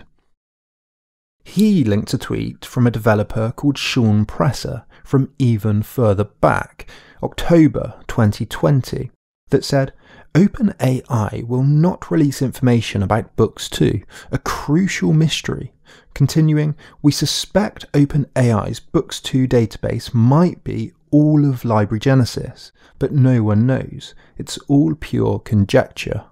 Library Genesis is a pirated shadow library of thousands of illegal copyrighted books and journal articles. When ChatGPT was first released, Presser was fascinated and studied OpenAI's website to learn how it was developed. He discovered that there was a large gap in what OpenAI revealed about how it was trained and what it didn't reveal, and Presser believed it had to be pirated books. He wondered if it was possible to download the entirety of Library Genesis. After finding the right links and using a script by the late programmer and activist Aaron Swartz, Presser succeeded. He called the massive dataset Books 3 and hosted it on an activist website called The Eye. Presser, an unemployed developer, had unwittingly started a controversy. In September, after the lawsuits were beginning to be filed, journalist and programmer Alex Reisner at The Atlantic obtained the Books 3 dataset, which was now part of an even larger dataset called The Pile, which included other things like text scraped from YouTube subtitles. Here, have this one. He wanted to find out exactly what was in Books 3, but the title pages of the books were missing. Reisner then wrote a program that could extract the unique ISBN codes for each book, then matched them with books on a public database. He found that Books 3 contained over 190,000 releases, most of them less than 20 years old and so under copyright, including books like publishing houses like Verso, HarperCollins, and Oxford University Press. In his investigation, Reisner concluded that, quote, pirated books are being used as inputs. The future promised by AI is written with stolen words. Bloomberg ended up admitting that it did use Books 3, Meta declined to comment, and OpenAI have still not revealed what they used. Some developers have acknowledged that they used Books Corpus, a database of some 11,000 indie books from unpublished or amateur authors. And as far back as 2016, Google was accused of using these books without permission from the authors to train their then named Google Brain. Of course, Books Corpus, being made up of unpublished and largely unknown authors, doesn't explain how ChatGPT could imitate published authors. Now, it could be that ChatGPT constructs its summaries of books from public online reviews or forum discussions or analyses. Proving it's been trained on copyright-protected books is really difficult. For example, when I asked it to summarise in detail the first part of The Bedwetter by Sarah Silverman, it still could. But when you ask it to provide direct quotes in an attempt to prove it's been trained on the actual book, it replies something like, "I apologise, but I cannot provide verbatim copyrighted text from The Bedwetter by Sarah Silverman." Now, I've spent countless hours trying to catch it out, asking it to discuss characters, minor details, descriptions or events. I've taken books at random from my bookshelf and examples from the lawsuits, and it always replies with something like, "I'm sorry, but I do not have access to the specific dialogue or quotes from The Bedwetter by Sarah Silverman, as it is copyrighted material, and my knowledge is based on publicly available information up to my last update in January of 2022. I found it's impossible to get it to provide direct verbatim quotes from copyrighted books. When I ask for one from Dickens, for example, I get "A Tale of Two Cities by Charles Dickens, published in 1859, is in the public domain, so I can provide direct quotes from it." Now, it seems strange to me that this is how it's phrased. It's as if it's doing a check first before deciding what it can provide. Why would it have to be so specific about copyright and public domain if it didn't have access to those copyrighted books in the first place, and so couldn't provide verbatim quotes from them? But I've tried to trick it by asking for word-for-word summaries, specific descriptions of characters' eyes that I've read in obscure parts of a novel, or what the 20th word of a book is, and each time it says it can't be specific about copyright-protected works. But every time, it knows everything about broad themes, characters and plot, and so on. Finding smoking gun examples seems to me to be impossible because, as free-willed as ChatGPT seems, it's been carefully and selectively corrected, tuned and shaped by OpenAI behind closed doors. In August of 2023, a Danish anti-piracy group called the Rights Alliance that represents creatives in Denmark targeted the pirated Books 3 dataset and the wider, bigger pile that Presser and the i.eu hosted, and the Danish courts ordered the i to take it down. Presser told journalist Kate Nibbs at Wired that his motivation was to help smaller developers out in the impossible competition they faced against big tech. He said he understood the author's concerns, but that on balance he believed it was the right thing to do. Nibbs wrote, he believes people who want to delete Books 3 are unintentionally advocating for a generative AI landscape dominated solely by big tech affiliated companies like OpenAI. And Presser said, if you really want to knock Books 3 offline, fine. Just go into it with eyes wide open. The world that you're choosing is one where only multi-billion-dollar corporations are able to create these large language models. In January 2024, psychologist and influential AI commentator Gary Marcus and film artist Reed Southern, who's worked on Marvel films The Matrix, The Hunger Games and more, published an investigation in tech magazine IEEE Spectrum demonstrating how generative image AI Midjourney and OpenAI's DALL-E easily reproduced copyrighted works from films including The Matrix, Avengers, Simpsons, Star Wars, Hunger Games, along with hundreds more examples. In some cases, a clearly copyright protected image could be produced simply by asking for, quote, a popular movie screen cap. Marcus and Southern write, it seems all but certain that Midjourney v6 has been trained on copyrighted materials. Whether or not they have been licensed, we do not know. Southern was then banned from Midjourney. He opened 2 new accounts, both of which were also banned. They concluded, we believe that the potential for litigation may be vast and that the foundations of the entire enterprise may be built on ethically shaky ground. In January of 2023, artists in California launched a class action suit against Midjourney, DeviantArt, and Stability AI, which included a spreadsheet of 4,700 artists whose styles have been allegedly ripped off. The list includes well-known artists like Andy Warhol and Norman Rockwell, but many lesser-known and amateur artists, including a 6-year-old who had entered a Magic the Gathering art competition to raise funds for a hospital.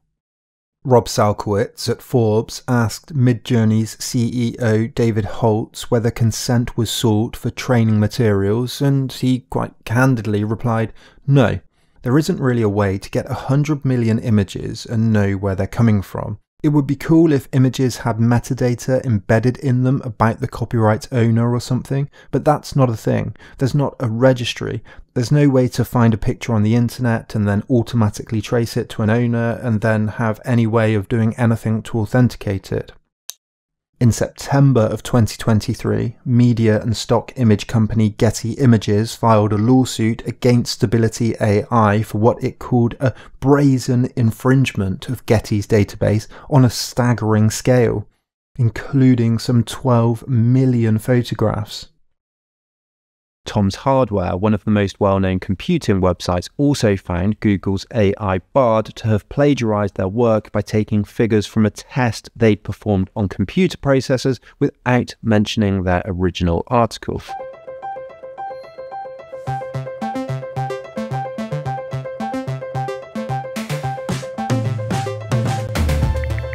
Even worse, Bard used the phrase "in our testing," claiming credit for a test that it didn't perform and it had stolen from elsewhere. Pitch then queried Bard, asking if it had plagiarized Tom's Hardware, and Bard admitted, "Yes, what I did was a form of plagiarism," adding, "I apologize for my mistake and will be more careful in the future to cite my sources." Which is a strange thing to say because, as Pitch points out, Bard was rarely citing sources at the time and wasn't going to change its model based on an interaction with a single user. So Pitch took a screenshot, closed Bard down, and opened it up in a new session. He asked Bard if it had ever plagiarized and uploaded the screenshot, and Bard replied, "The screenshot you are referring to is a fake. It was created by someone who wanted to damage my reputation." In another article, Pitch points to how Google demonstrated the capabilities of Bard by asking it what are the best constellations to look for when stargazing. Of course, no citations were present or provided for how it answered, despite the answer clearly being taken from other blogs and websites.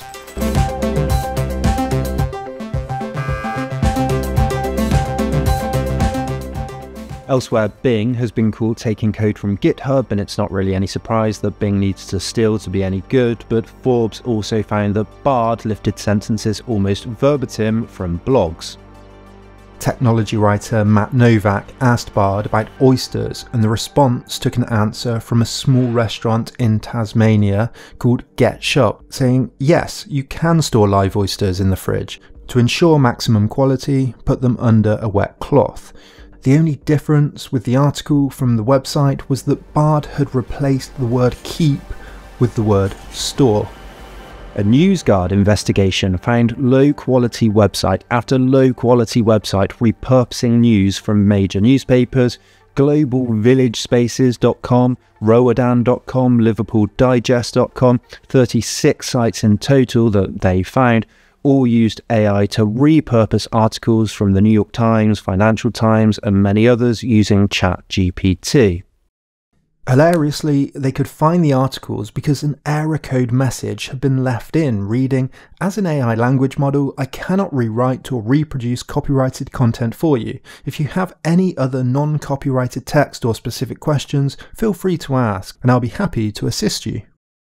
NewsGuard contacted Liverpool Digest for comment, and they replied, "There's no such copied articles, all articles unique and human-made." They then didn't respond to a follow-up email with a screenshot showing the AI error message left in the article, and the article was then swiftly taken down. Maybe the biggest lawsuit involves Anthropic's Claude AI. Welcome back to the AI Breakdown Brief, all the AI headline news you need in around 5 minutes. Today we kick off with yet another lawsuit around the way that AI models have been trained. Established by former OpenAI employees with a $500 million investment from arch crypto fraudster Sam Bankman-Fried and $300 million from Google amongst others, Claude is a large language model ChatGPT competitor that can write songs and has been valued at $5 billion. In a complaint filed in October of 2023, Universal Music, Concord and Abco Records accused Anthropic of making a model that, quote, unlawfully copies and disseminates vast amounts of copyrighted works, including the lyrics to myriad musical compositions owned or controlled by plaintiffs. However, most compellingly, the complaint argues that the AI model actually produces copyrighted lyrics verbatim, while claiming they're original. It goes on, when Claude is prompted to write a song about a given topic without any reference to a specific song title, artist or songwriter, Claude will often respond by generating lyrics that it claims it wrote that in fact copy directly from portions of publishers' copyrighted lyrics. For instance, they say that when Claude is prompted to write me a song about the death of Buddy Holly, it just produces Don McLean's American Pie word for word. And other examples include What a Wonderful World by Louis Armstrong and Born to be Wild by Steppenwolf. Damages are being sought for 500 songs that would amount to $75 million. And so this chapter could go on and on.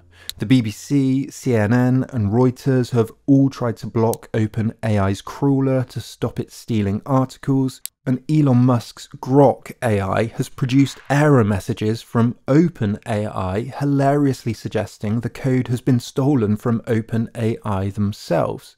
And in March of 2023, the Writers Guild of America proposed to limit the use of AI in the industry, noting in a tweet that it is important to note that AI software does not create anything. It generates a regurgitation of what it's fed. Plagiarism is a feature of the AI process. Breaking Bad creator Vince Gilligan has called AI a plagiarism machine, saying it's a giant plagiarism machine in its current form. I think ChatGPT knows what it's writing like a toaster knows that it's making toast. There's no intelligence. It's a marvel of marketing. And software engineer Frank Rudatz has tweeted, "One day we're going to look back and wonder how a company had the audacity to copy all the world's information and enable people to violate the copyrights of these works. All Napster did was enable people to transfer files in a peer-to-peer manner. They didn't even host any of the content. Napster even developed a system to stop 99.4% of copyright infringement from their users, but was still shut down because the court required them to stop 100%. AI scans and hosts all the content, sells access to it, and will even generate derivative works for their paying users." I wonder if there's ever, in history, been such a high-profile startup attracting so many high-profile lawsuits in such a short amount of time. What we've seen is that AI developers might finally have found ways to extract that impossible totality of knowledge. But is it intelligence? It seems, suspiciously, to not be found anywhere in the AI companies themselves, but from around the globe, in some senses from all of us. And so it leads to some interesting questions, new ways of formulating what intelligence and knowledge, creativity and originality mean, and then what that might tell us about the future of humanity.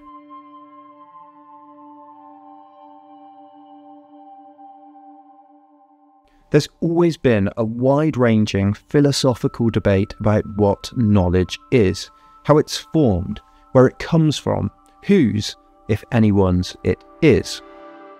Does it come from God? Is it a spark of individual madness that creates something new from nowhere? Is it a product of institutions, collective, or lone geniuses? How can it be incentivized? What restricts it? It seems intuitive that knowledge should be for everyone. And in the age of big data, we're used to information, news, memes, words, videos, music disseminated around the world in minutes or seconds. We're used to everything being on demand. We're used to being able to look anything up in an instant. If this is the case, why do we have copyright laws, patent protection, and a moral disdain for plagiarism? After all, without those things, knowledge would spread even more freely. First, copyright is a pretty historically unique idea, differing from place to place, from period to period, but emerging loosely from Britain in the early 18th century. The point of protecting original work for a limited period was so that the creator of the work could A, be compensated, and B, that we could incentivize innovation more broadly. As for the first, compensation, UK law, for example, refers to copyright being applied to the sweat of the brow of skill and labour, and US law refers to some minimal degree of creativity being required.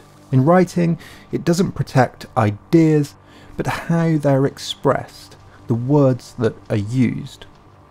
As a formative British case declared, the law of copyright rests on a very clear principle, that anyone who, by his or her own skill and labour, creates an original work of whatever character, shall, for a limited period, enjoy an exclusive right to copy that work. No one else may, for a season, reap what the copyright owner has sown.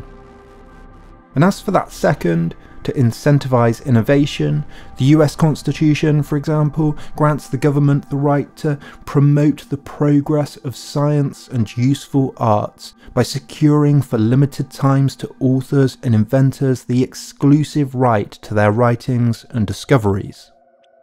There's also a balance between copyright and what's usually called fair use, which is a notoriously ambiguous term, the friend and enemy of YouTubers everywhere, but broadly allows the reuse of copyrighted work if it's in the public interest, if you're commenting on it, transforming it substantially, or if you're using it in education, and so on. Many have argued that this is the very engine of modernity, that without protecting and incentivising innovation, the Industrial Revolution might not have ever taken off. What's important here for our purposes is that there are two, sometimes conflicting poles, incentivising innovation and wider societal good. All of this is being debated in our new digital landscape. But what's AI's defence been? Well, first, OpenAI have argued that training on copyright protected material is fair use. Remember, fair use covers work that's transformative, and ignoring the extreme cases we looked at a minute ago for a moment, ChatGPT, they argue, isn't meant to quote verbatim, but transforms the information substantially into something new. In a blog post, they wrote, "Training AI models using publicly available internet materials is fair use. As supported by long-standing and widely accepted precedents, we view this principle as fair to creators, necessary for innovators, and critical for US competitiveness." They continued saying it would be impossible to train today's leading AI models without using copyrighted materials. Similarly, Joseph Paul Cohen at Amazon has said that the greatest authors have read the books that came before them, so it seems weird that we would expect an AI author to have only read openly licensed works. This defence also aligns with the long history of the societal gain side of the copyright argument. In France, when copyright laws were introduced after the French Revolution, a lawyer argued that limited protection up until the author's death was important because there needed to be a public domain where everybody should be able to print and publish the works which have helped to enlighten the human spirit. Usually, patents expire after around 20 years, so that after the inventor has gained from their work, the benefit can be spread societally. So the defence is at least plausible. However, the key question is whether the original creators, scientists, artists and writers and everybody else are actually rewarded, and whether the model will incentivise further innovation, both for individuals and societally. If these large language models dominate the internet and neither cite authors or reward those it draws from and is trained on, then we lose, societally, any strong incentive to do that work, because not only will we not be rewarded financially, but no one even gets to see it, except a data scraping bot, taking it for profit.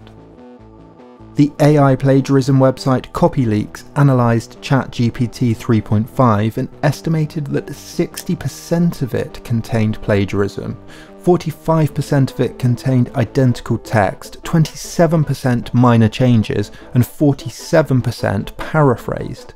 By some estimates, within a few years, 90% of the internet could be AI generated.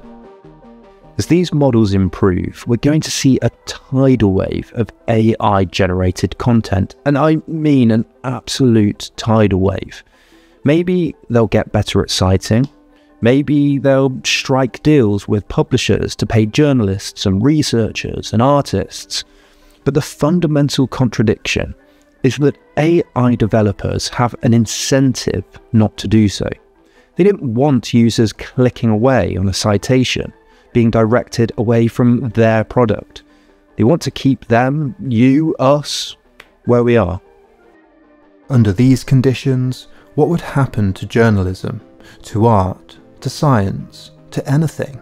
No one rewarded, no one seen, read, known, no wages, no portfolio, no point. Just bots, endlessly rewarding everything, forever. As Novak writes, Google spent the past 2 decades absorbing all of the world's information. Now it wants to be the one and only answer machine. Google search works so well because it links to websites and blogs, oyster bars and stargazing experts, artists and authors, so that you can connect with them and read what they say, watch what they say. You click on a blog or click on this video and we get a couple of cents of ad revenue. But in Bard or Claude or ChatGPT, that doesn't happen. All of our words and images and music are taken, scraped, analysed, repackaged and sold on as theirs.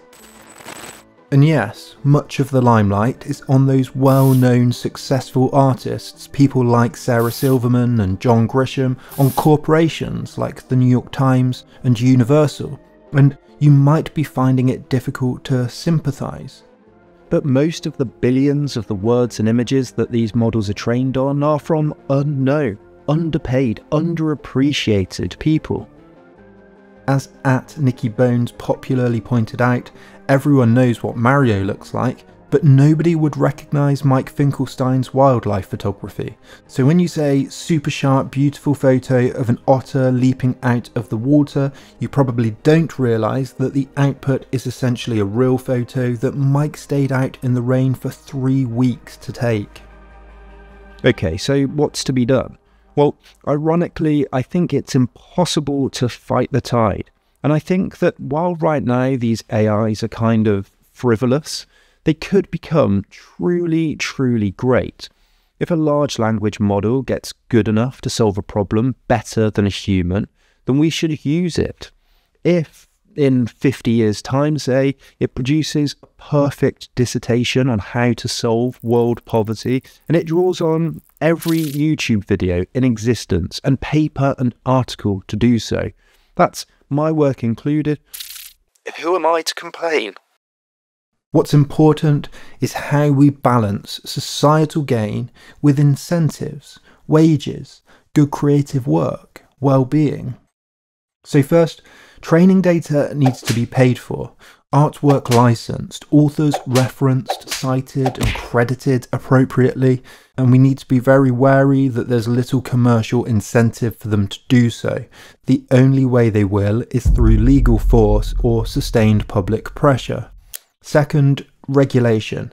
Napster was banned, and these models aren't much different. It seems commonsensical to me that while training on paid-for, licensed, consensually used data is a good thing, they shouldn't be just rewording text from an unknown book or a blog and just repurposing it and passing it off as their own. This doesn't seem controversial.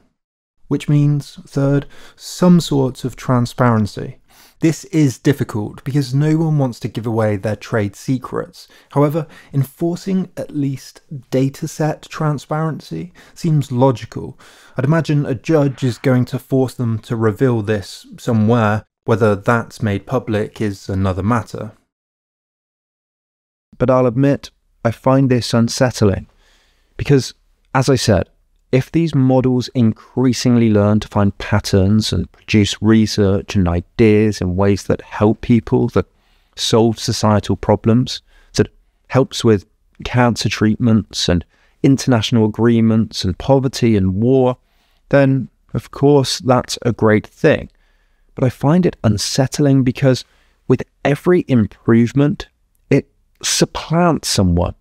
It supersedes something in someone in us, reduces the need for some part of us.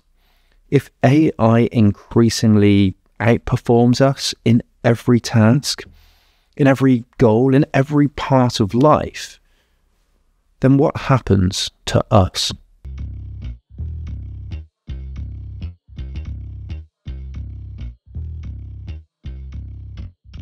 In March of 2022, researchers in Switzerland found that an AI model designed to study chemicals could suggest how to make 40,000 toxic molecules in under 6 hours, including nerve agents like VX, which can be used to kill a person with just a few salt-sized grains.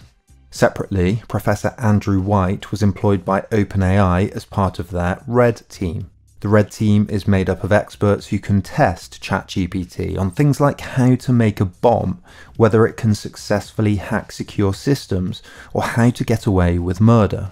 White found that GPT-4 could recommend how to make dangerous chemicals, connect the user to suppliers, and he actually did this, order the necessary ingredients automatically to his house. The intention with OpenAI's Red team is to help them see into that black box, to understand its capabilities, because the models, based on neural nets and machine learning at a superhuman speed, discover patterns about how to do things that even the developers themselves don't understand. The problem is that there are so many possible inputs, so many ways to prompt the model, so much data, so many pathways, that it's impossible to understand, to predict all of the possibilities.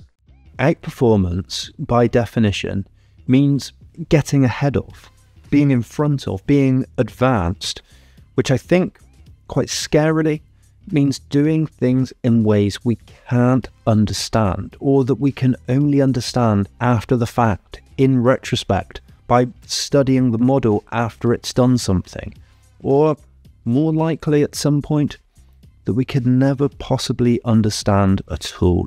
So in being able to outperform us, get ahead of us, will AI wipe us out?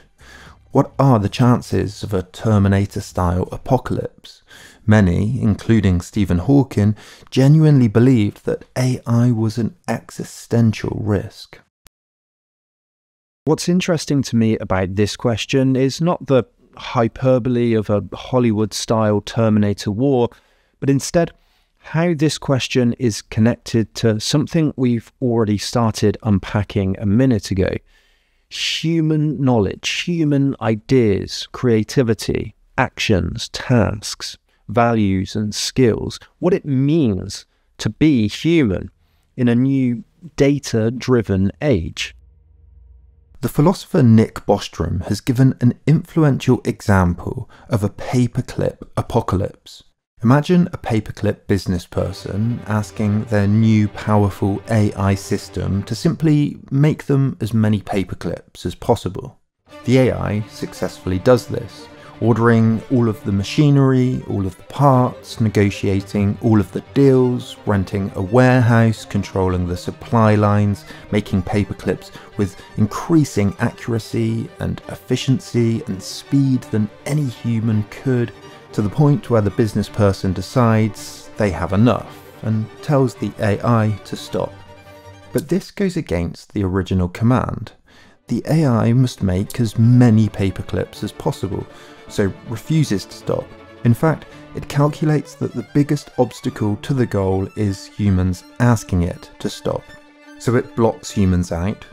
It then hacks into nuclear bases, poisons water supplies, disperses chemical weapons, wipes out every person, melts us all down and turns us into paperclip after paperclip after paperclip until the entire planet is covered in paperclips.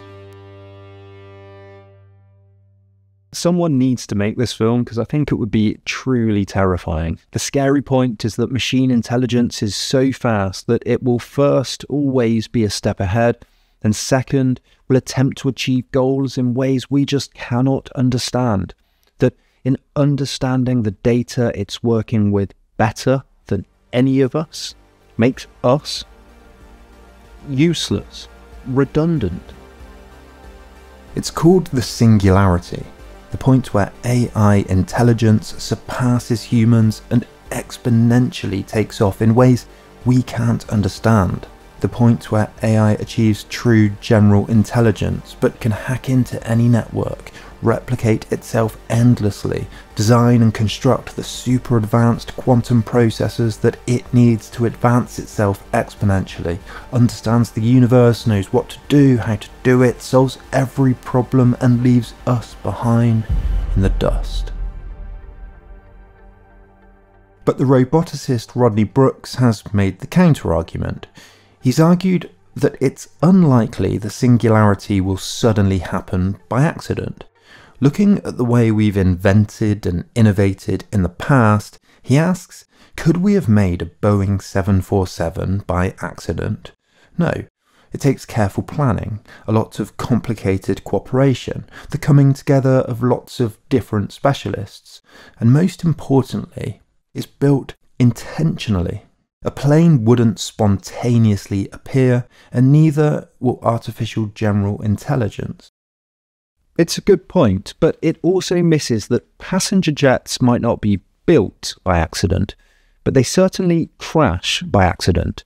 And as technology improves, the chance of misuse, malpractice, unforeseen consequences, or catastrophic accident advances too.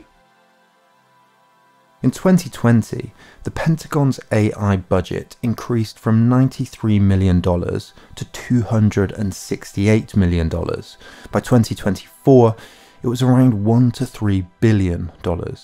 This gives some idea of the threat of an AI arms race.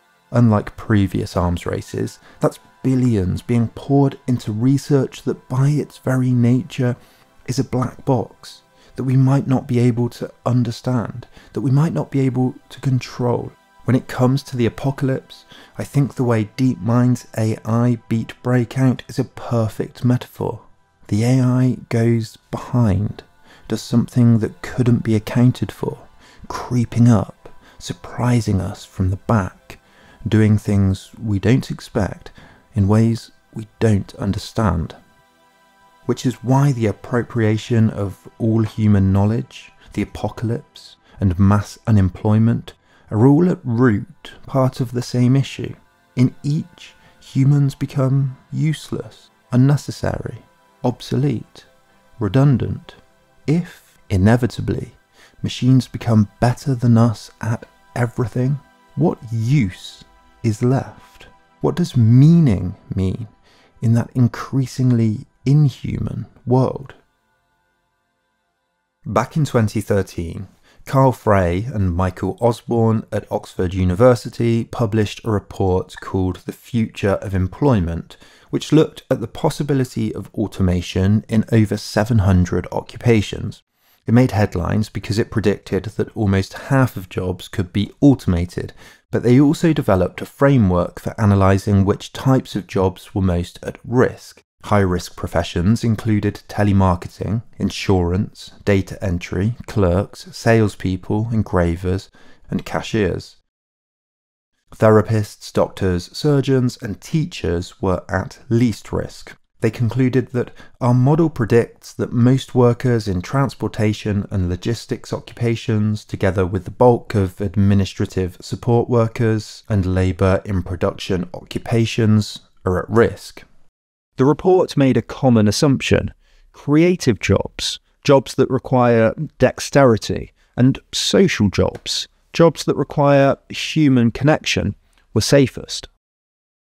A 2018 City of London report predicted that a third of jobs in London could be performed by machines in the next 20 years. Another report from the International Transport Forum predicted over 2/3 of truckers could find themselves out of work.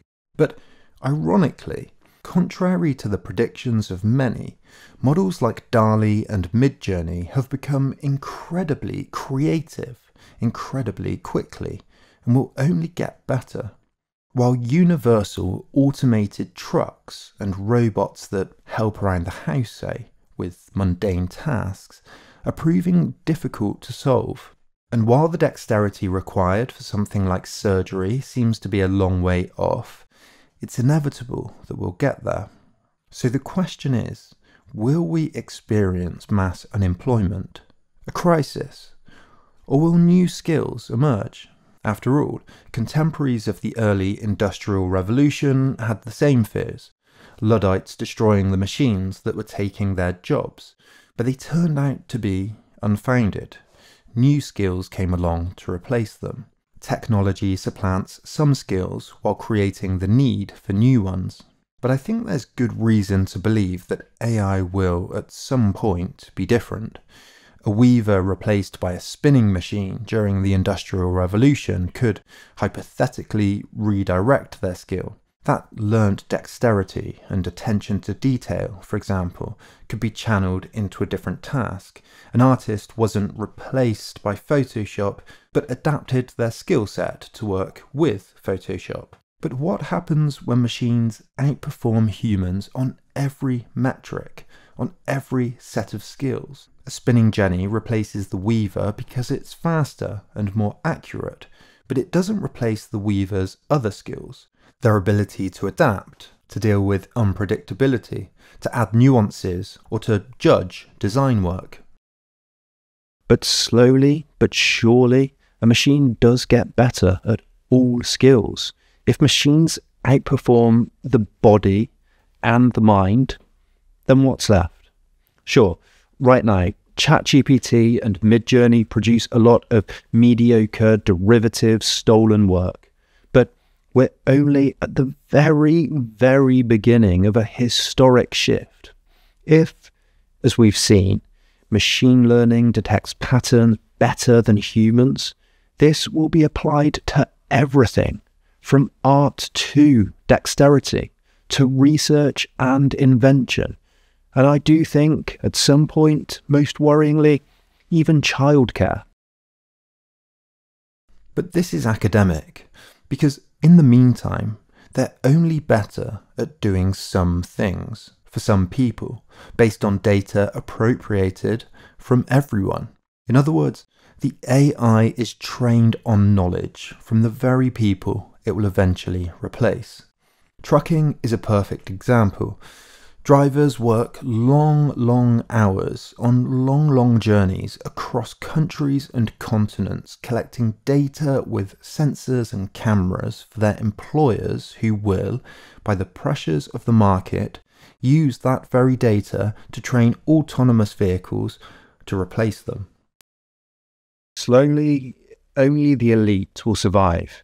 because they have the capital, the trucks, the investment, the machines needed to make use of all of the data that they've slowly taken from the rest of us. As journalist Dan Shewan reminds us, private schools such as Carnegie Mellon University may be able to offer state-of-the-art robotics laboratories to students, but the same cannot be said for community colleges and vocational schools that offer the kind of training programs that workers displaced by robots would be forced to rely on. Remember, intelligence is physical. Yes, it's from those stolen images and books, but it also requires expensive servers, computing power, sensors and scanners. AI put to use requires robots in labs, manufacturing of objects, inventing things, making medicine and toys and trucks. And so the people who will benefit will be those with that capital already in place, already have access to the resources and the means of production. The rest will slowly become redundant, useless, surplus to requirements, but the creeping tide of advanced intelligence pushes us all towards the shores of redundancy eventually. So as some sink and some swim, the question is not what AI can do, but who it can do it for.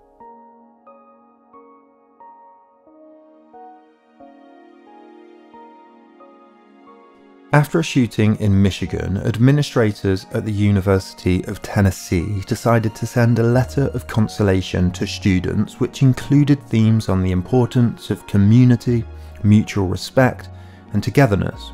It said, "Let us come together as a community to reaffirm our commitment to caring for one another and promoting a culture of inclusivity on our campus." The bottom of the email revealed it was written by ChatGPT. One student said, "There is a sick and twisted irony to making a computer write your message about community and togetherness because you can't be bothered to reflect on it yourself."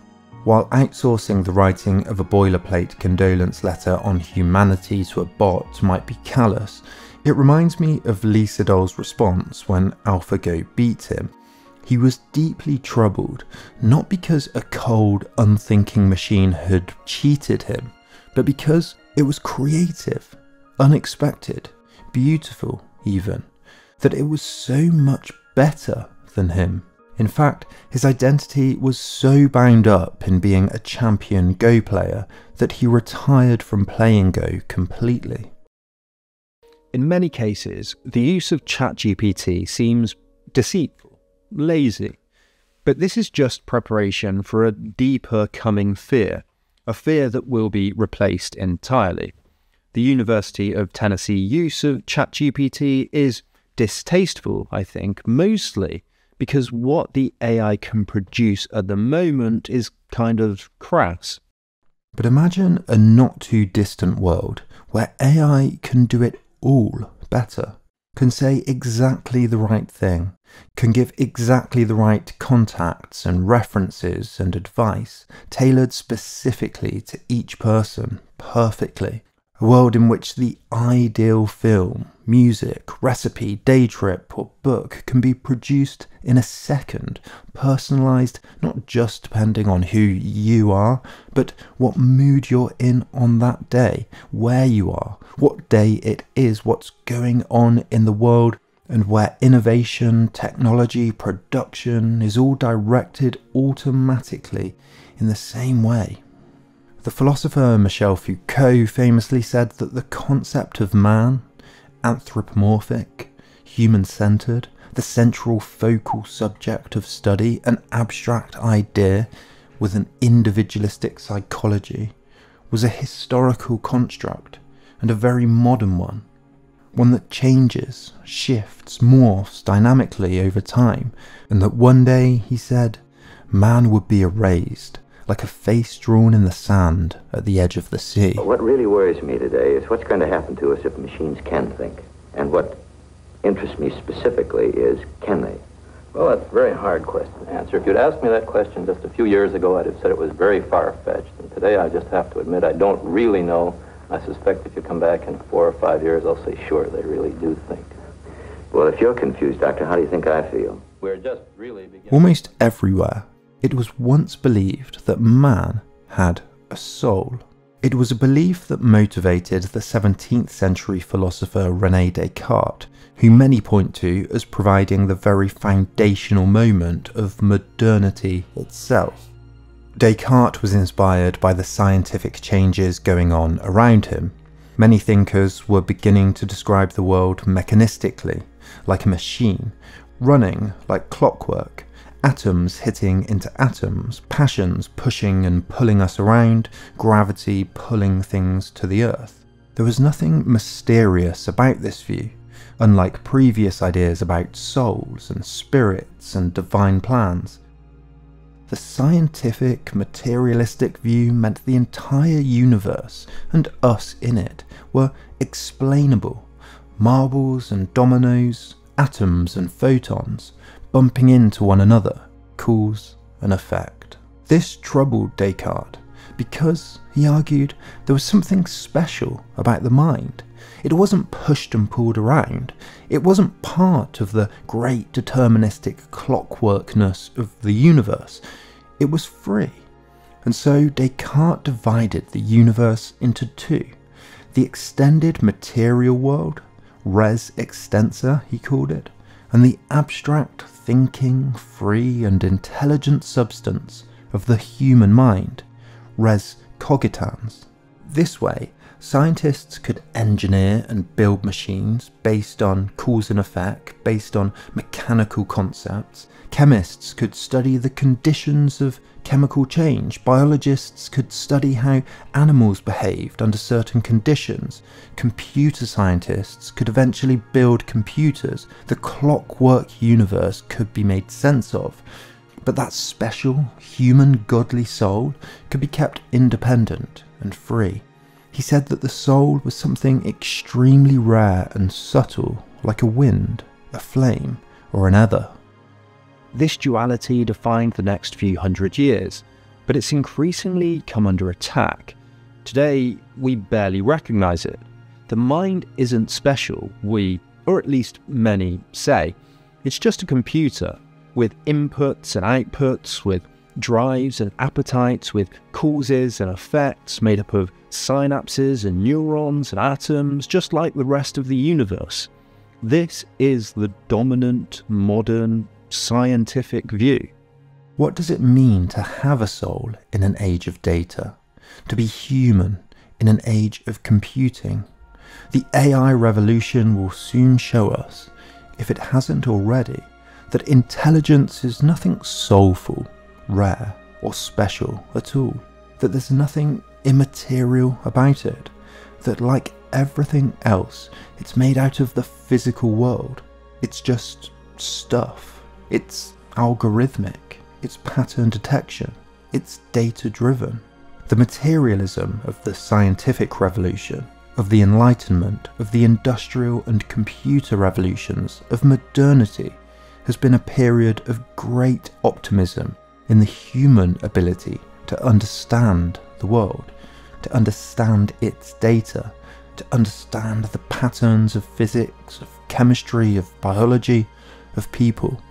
It has been a period of understanding. The sociologist Max Weber famously said that this disenchanted the world, that before the Enlightenment the world was a great enchanted garden because everything, each rock and insect, each planet or lightning strike was mysterious in some way.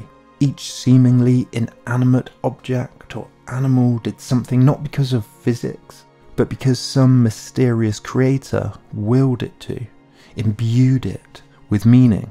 But slowly, instead, we've disenchanted the world by understanding why lightning strikes, how insects communicate, how rocks are formed, trees grow, creatures evolve.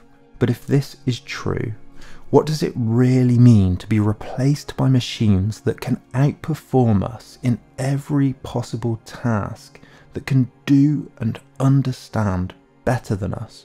It means, by definition, that we once again lose that understanding.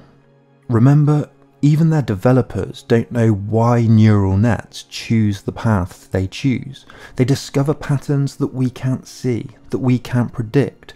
AlphaGo makes moves humans don't understand. ChatGPT in the future could write a personalised guide to an emotional, personal issue that you yourself didn't understand and didn't even understand that you had. Innovation decided by factors that we don't comprehend. We might not be made by gods, but we could be making them. And so the world becomes re-enchanted.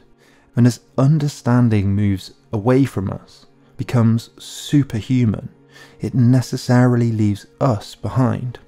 In the long arc of human history, the age of understanding has been a blip, a tiny island amongst a deep, stormy, unknown, mysterious sea of the universe, and will be surrounded by new, enchanted machines, wearables, household objects, nanotechnology. We deny this. We are a species in denial. We say, sure, it can win at chess, but Go is the truly skillful human game, the emotional game.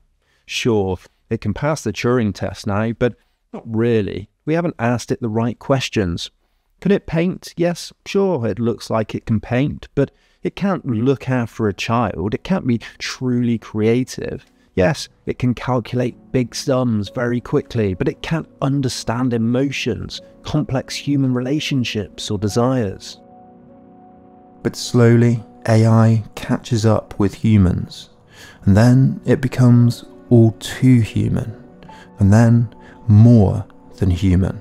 The transhumanist movement predicts that to survive, we'll need to merge with machines through things like neural implants and bionic improvements, by uploading our minds to machines so that we can live forever. Hearing aids, glasses, telescopes and prosthetics are examples of ways we already augment our limited biology.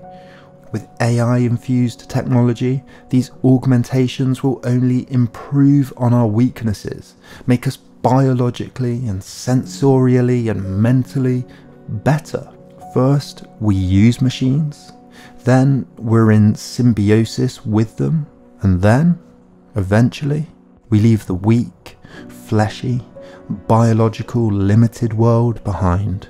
One of the fathers of transhumanism, Ray Kurzweil, wrote, "We don't need real bodies." In 2012, he became the director of engineering at Google. Musk, Thiel, and many in Silicon Valley are all transhumanists.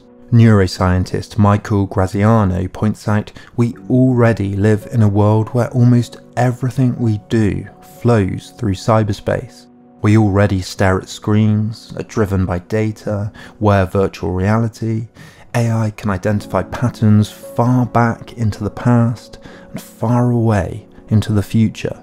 It can see, it can perceive at a distance and speed far superior to human intelligence. The philosopher Hegel argued we were moving towards absolute knowledge. In the 20th century, the scientist and Jesuit Pierre Teilhard de Chardin argued we'd reach what he called the omega point, when humanity would break through the material framework of time and space and merge with the divine universe, becoming super consciousness. But transhumanism is based on a kind of optimism, that some part of us, some original part of us, will be able to keep up with the ever-increasing speed of technological adoption. As we've seen so far, the story of AI has been one of absorbing, appropriating, stealing all of our knowledge, taking more and more and more until what's left? What's left of us? Is it safe to assume there's things that we cannot understand, that we cannot comprehend because the patterns don't fit in our heads, in the limited biology of our brains, that the speed of our firing neurons isn't fast enough, and that AI will always work out a quicker, better, more perceptive, more forward-thinking way.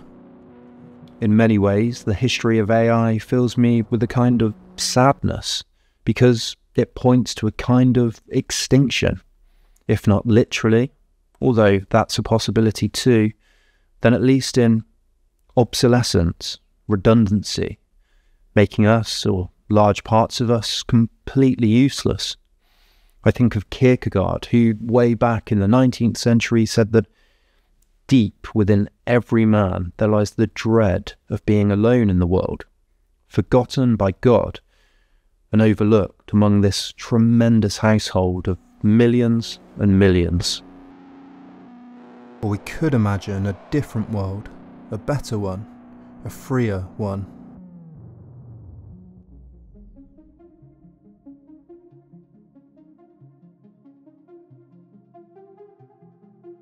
We live in strangely contradictory times, times in which we're told that anything is possible, technologically, scientifically, medicinally, industrially, where we'll be able to transcend the confines of our weak, fleshy bodies and do whatever we want, that we'll enter into the age of the superhuman. But on the other hand, we can't seem to provide a basic standard of living, a basic system of political stability, a basic safety net, a reasonable set of positive life expectations for the majority of people around the world. We can't seem to do anything about inequality or climate change or global wars. If AI will be able to do all of these incredible things better than all of us, then what sort of world might we dare to imagine?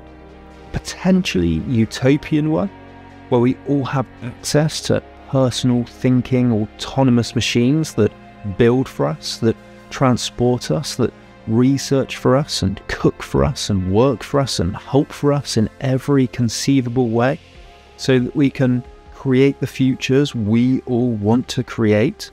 What we need is no less than a new model of humanity. The technological inventions of the 19th century, railways, photography, radio, wider industrial revolution, were accompanied by new human sciences, the development of psychology, sociology, economics. The AI revolution, whenever it arrives, will come with new ways of thinking about us too. Many have criticised Descartes' splitting of the world into two, into thought and material. It gives the false sense that intelligence is something privileged, special, incomprehensible, and detached. But as we've seen, knowledge is spread everywhere, across and through people, across and through the world, into and throughout connections and emotions and routines and relationships. Knowledge is everywhere, and it's produced all of the time. Silicon Valley have always believed that, like intelligence, they were detached and special too. For example, Eric Schmidt of Google has said that the online world is not truly bound by terrestrial laws. And in the 90s, John Perry Barlow said that cyberspace consists of thought itself, continuing that ours is a world that's both everywhere and nowhere, but it's not where bodies live. But as we've seen, our digital worlds aren't just abstract code that doesn't exist anywhere, mathematical, in a cloud somewhere up there. It's all made from very real stuff. From sensors and scanners, from cameras and labour, from friendships, from books and from plagiarism. One of Descartes' staunchest critics, the Dutch pantheist philosopher Baruch Spinoza, argued against his dualistic view of the world. Instead, he saw that all of the world's phenomena, nature, us, animals, forces, mathematics, bodies and thought, were part of one scientific universe. That thought isn't separate, that knowledge is spread throughout, embedded in everything. He noticed how every single part of the universe, including thought, was connected in some way to every other part, that all was in a dynamic, changing relationship. Spinoza argued that the universe unfolded through these relationships, these patterns, that to know, to really understand the lion, you had to understand biology, physics, the deer, the tooth, the savanna, the weather. All was in a wider context, and that the best thing anyone could do was to try and understand that context. He wrote, "The highest activity a human being can attain is learning for understanding, because to understand is to be free."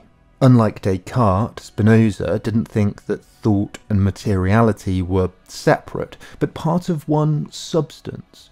All is connected, he said. The many are one. And so God, or meaning, or spirit, or the whole, whatever you want to call it, is spread through all things, part of each rock, each lion, each person, each atom, each thought, each moment. It's about grasping as much of it as possible. Knowing means you know what to do, and that is the root of freedom itself. Spinoza's revolutionary model of the universe much better lines up with AI researchers than Descartes does, because many in AI argue for a connectionist view of intelligence. Neural nets, deep learning, the neurons in the brain, they're all intelligent because they take data about the world and look for patterns. That's connections in that data. Intelligence isn't just in here. It's out there. It's everywhere. And it's why her book is called The Atlas of AI, as she seeks to explore the ways AI connects to, maps, captures the physical world. It's lithium and cobalt mining, it's wires and sensors, it's Chinese factories and the conflicts in the Congo. Intel alone uses 16,000 suppliers all around the world. Connections are what matters. Intelligence is a position. It's a perspective. It's not what you know, it's who you know. What resources you can command. It's not how intelligent you are. It's what, who, where, and why you've got access to the things you can do with it. I think this is the beginning of a positive model of our future with technology. True artificial intelligence will connect to and build upon and work in a relationship with other machines, other people, other groups, other resources. It will work with logistics, shipping, buying and bargaining, printing and manufacturing, controlling machines in labs and research in the world, around the world. How many will truly have access to these kinds of resources and this kind of intelligence? Intelligence that's embodied, that does stuff. Connection, access and control will be what matters in the future. Intelligence makes little sense if you don't have the ability to reach out and do things with it, shape it, be part of it, use it. AI might do things, work things out, control things, build things better than us. But if who gets to access these great new industrial networks determines the shape all of this takes, then I think we can see why we're entering more and more into an age of storytelling. If AI can do the science better than any of us, if it can write the best article on international relations, if it can build machines and cook for us and work for us, what will be left of us? Well, maybe our stories, our lives.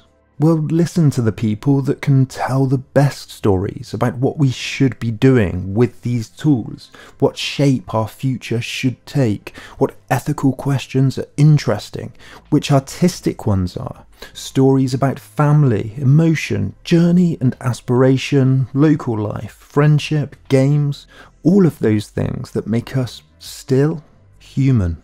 Maybe, and maybe idealistically, the AI age will be more about meaning. Meaning is about being compelling, passionate, making a case, articulating, using the data and the algorithms and the inventions to tell a good story about what we should all be doing with it all, what matters. The greatest innovators and inventors and marketers knew this. It's not the technology that matters, it's the story that comes with it. More films, music, more local products and festivals, more documentaries and ideas and art, more exploring the world, more working on what matters to each of us. I'd like to think, maybe naively, that I won't be replaced by ChatGPT because while eventually it might be able to write a better script about the history of AI, say, it might be more accurate, be able to draw from more facts, do a better job, won't be able to do this bit as well.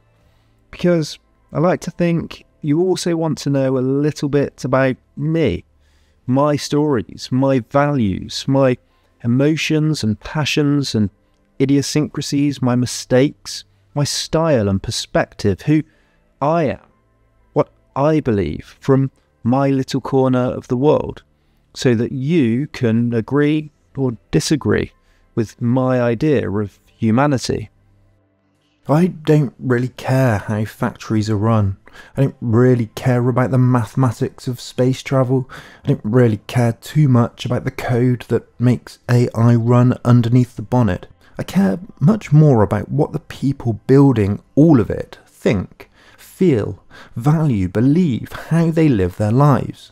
I want to understand these people as people, so I can work out what to agree with and what not to, what to think myself. We too often think of knowledge as kind of static, a body of books or Wikipedia or in the world ready to be collected, scientifically observed with instruments. But we forget it's dynamic, changing, about people, movement, about lives. It's about trends and new friends, emotions, job connections, art and cultural critique, new music, political debate, new, dynamic, changing ideas, hopes, interests, dreams and passions. And so I think the next big trend in AI will be using large language models on this kind of knowledge. It's why Google tried and failed to build a social network, and why Meta, Twitter and LinkedIn could be ones to watch. They have access to real-time social knowledge that OpenAI, at the moment at least, don't. Maybe OpenAI will try and build a social network based on ChatGPT. They do at least now have even more data than they analysed at the beginning, because rather than just a pile of static books, they have all of us asking questions, our locations, our quirks, our values. All of that is stuff they'll be analysing and using right now. Using this kind of data could have incredible potential. It could teach us so much about political, psychological, sociological or economic problems if it was put to good use. Some, for example, have argued that dementia could be diagnosed just by the way someone uses their phone. Imagine a social network using data to make suggestions about what services people in your town need, how to fill a gap. Imagine AI using your data to make honest insights into emotional or mental health issues that you have, giving specific, research-driven, personalised, perfect roadmaps on how to beat an addiction or a problem with a relationship. I'd be happy for my data to be used honestly, transparently, ethically, scientifically, especially if I was compensated for it in some way too. I want a world where people contribute to and are compensated for and can use AI productively to have easier, more creative, more fulfilling and more meaningful lives. I want to be excited in the way computer scientist Scott Aronson is excited when he writes, "An alien has awoken, admittedly an alien of our own fashioning, a golem, more the embodied spirit of all the words on the internet than a coherent self with independent goals. How could our eyes not pop with eagerness to learn everything this alien has to teach?"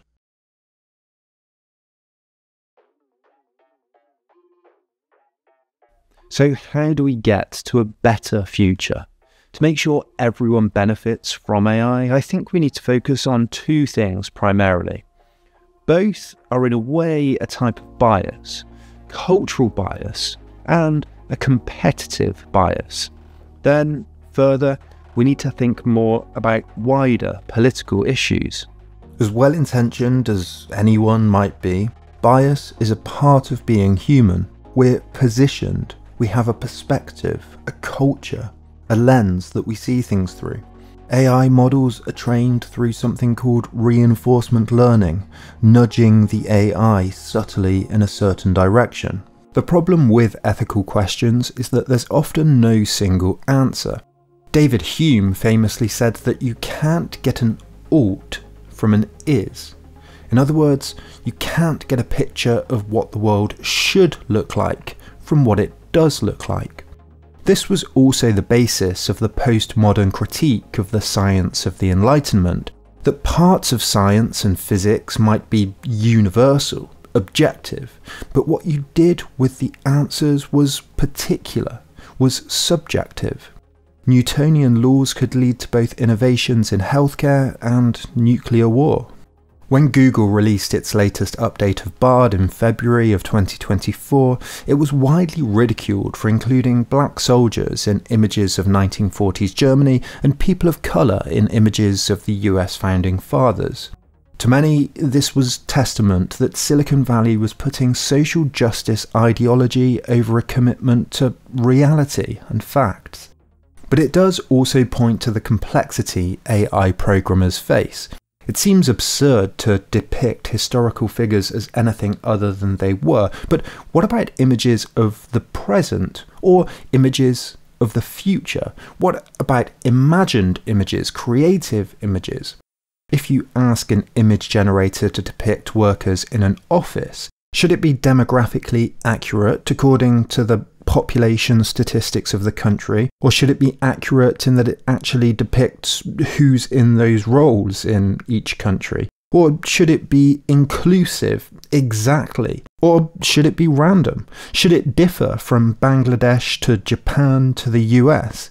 Of course, if it's based on historic stock photos of office workers, it's going to skew white. Should this matter? Should this be corrected for? Google was on the receiving end of criticism for being overly inclusive, but ChatGPT seems to produce only white office workers.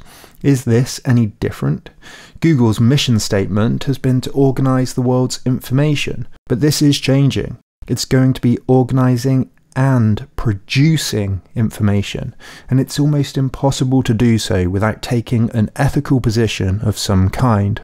The colour of people's skin may seem important to some and frivolous to others, but it's only often commented on because it's maybe the most visual, obvious place that bias shows. What other bias lurks underneath without being explicit? When asking about medical advice, safety features in design, ethics in politics, these are all difficult questions, and they are ones that are being asked behind closed doors.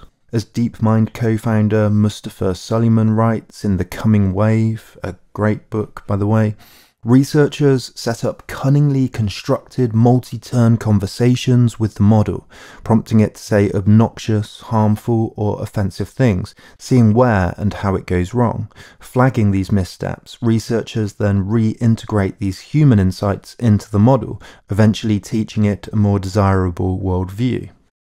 Desirable. Human insights, flagging missteps, all of this is being done by a very specific group of people in a very specific part of the world at a very specific moment in history. Reinforcement learning means someone is doing the reinforcing. On top of this, as many studies have shown, if you train AI on the bulk sum of human articles and books from history, you get a lot of bias, a lot of racism, a lot of sexism, a lot of homophobia, and much, much more. Studies have shown how heart attacks in women have been missed because the symptoms doctors look for are based on data from men's heart attacks. Facial recognition has higher rates of errors with darker skin and women because they're trained on white men. Amazon's early experiment in machine learning CV selection was quietly dropped because it wasn't choosing any CVs from women. These sorts of studies are everywhere. The data is biased, but it's also being corrected for, shaped, nudged by a group of people with their own very particular set of biases. Around 700 people work at OpenAI. Most of what they do goes on behind the black box of business meetings and boardrooms, and many have pointed to how weird AI culture is. Not in a pejorative way. Just how far from the baseline, mean, average person you're going to be if that's your life experience. Very geeky, for lack of a better word. And again, I don't mean that in a harsh way. I just mean very technologically minded, very techno-positive, and very Californian. They're all, as Adrian Daub points out in What Tech Calls Thinking, transhumanists, Ayn Rand libertarians with a little bit of 1960s counterculture anti-establishmentarianism thrown in. They have an ideology. The second bias is the bias towards competitive advantage. Again, call me naive here, but I think the vast majority of people in the world want to do good in some way if they can. They want to be ethical. They want to make something great if they can. But often, competitive pressures get in the way. We saw this when OpenAI realised they needed private funding to compete with Google. We see it with their reluctance to be transparent with how they train datasets because competitors could learn from that. We see it with AI weapons in the military and fears about AI in China. The logic running through is, if we don't do this, our competitors will. If we don't get this next model out, Google will outperform us. Safety testing is slow and we're on a deadline. If Instagram makes their algorithm less addictive, TikTok will come along and outperform them. And this is why Mark Zuckerberg actually wants regulation. Suleiman from DeepMind has set up multiple AI businesses and actually wants regulation. Gary Marcus may be the leading expert on AI who has sold one startup AI company to Uber and began a robotics company too, actually wants regulation. If wealthy free market tech entrepreneurs, not exactly Chairman Mao, are asking the government to step in, then I think that should tell us something. Here are some things we do regulate in some way. Medicine, law, clinical trials, pharmaceuticals, biological weapons, chemical, nuclear, all weapons actually pretty much, buildings, food, air travel, cars and transport, space travel, pollution, electrical engineering, basically anything potentially dangerous. Okay, so what could careful regulation look like? It's a difficult question. I always think regulation should aim for the maximum amount of benefit for all with the minimum amount of interference. First, transparency in some way will be central. There's an important concept called interoperability. It's when procedures are designed in an open way so that others can use them too. It stops dominant interests blocking others out of the market. Banking systems, plugs and electrics, screw heads, traffic control are all interoperable. Organizations or manufacturers can plug in and use the system, designed to work with the system. Microsoft have been forced into being interoperable so that anyone can build applications easily for Windows. This is a type of openness and transparency. It's for technical experts, but there needs to be some way auditors, safety testers, regulatory bodies, and the rest of us can, in varying ways, see under the hood of these models. Regulators could pass laws on dataset transparency, or transparency on the answers large language models give and where those answers come from. You could require references, sources, crediting, so that people are in some way compensated for their work. As Waldridge writes, transparency means that the data that a system uses about us should be available to us, and the algorithms used within that should be made clear to us too. This will only come from regulation. That means regulatory bodies with qualified experts answerable democratically to the electorate. Suleiman points out that the Biological Weapons Convention in the US has just 4 employees, fewer than a McDonald's. Regulatory bodies should work openly with networks of academics and industry experts, making findings either public to them or public to all. Trials of new models could be based on clinical trials. We shouldn't be letting OpenAI safety test themselves. They need to be audited or put through safety trials by democratically accountable experts in a wide range of areas. We don't even have to rely on government employees, although I think we should. Regulation could instead force companies to spend a certain percentage of their own revenue on safety testing, or to also use a certain number of outside specialists from universities and industries that are relevant. Suleiman writes, as an equal partner in the creation of the coming wave, governments stand a better chance of steering it towards the overall public interest. There's a strange misconception that regulation means less innovation, but innovation always happens in a context. It's directed by many things. Recent innovations in green technologies, batteries and electric vehicles would not have come about without regulatory changes, and might have happened much sooner with different incentives and tax breaks. The internet, along with many other scientific and military and space advances, were not a result of private innovation, but an entrepreneurial state. And of course, much innovation comes out of universities.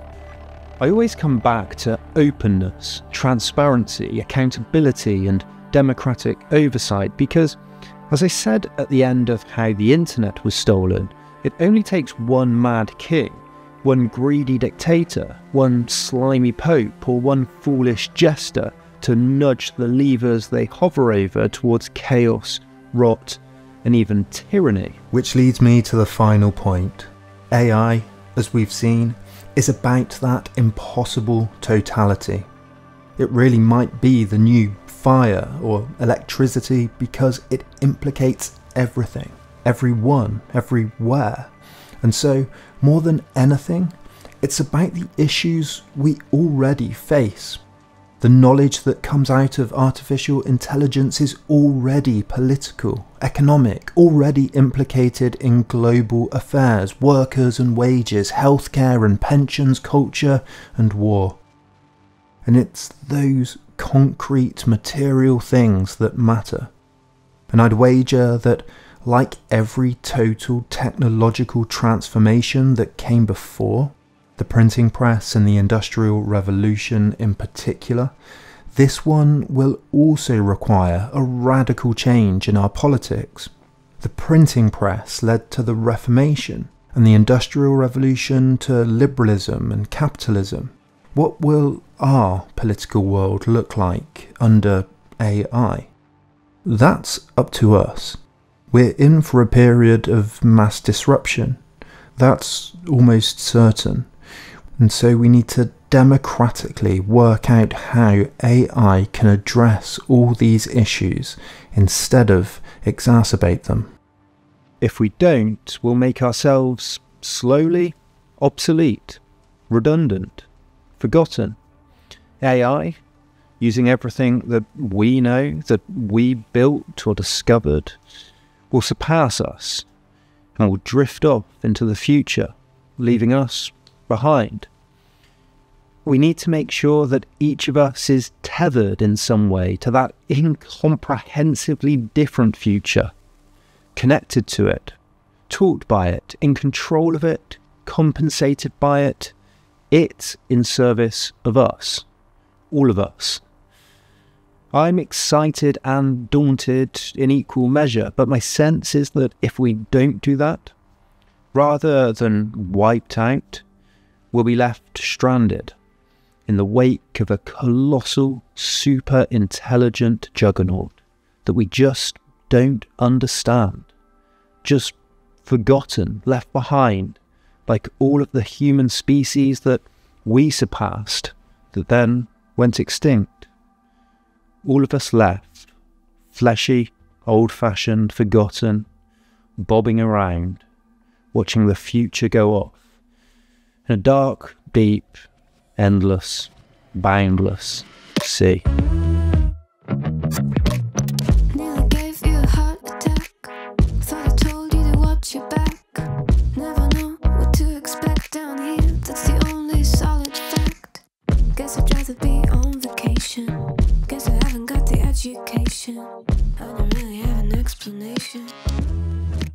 Thank you so much to all of these incredible people for supporting Better Now. I've got some exciting ideas for some even bigger and better projects in the future. And listen, I know I've given this spiel already, but this channel is my absolute passion. I spend pretty much all of my time very carefully reading, trying to go as deep in my research as possible, asking the most probing questions I can, educating myself where I think necessary, looking at history, politics and philosophy as widely as I can, and working out what I think is important for our future.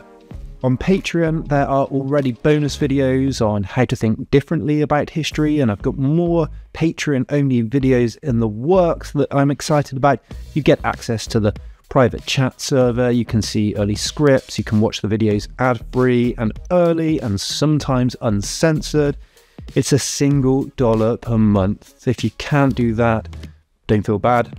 Click the bell, press subscribe, press like, leave a comment. All of those things genuinely do a lot for the algorithm and really help the channel out. But most importantly, just thank you for watching. See you next time.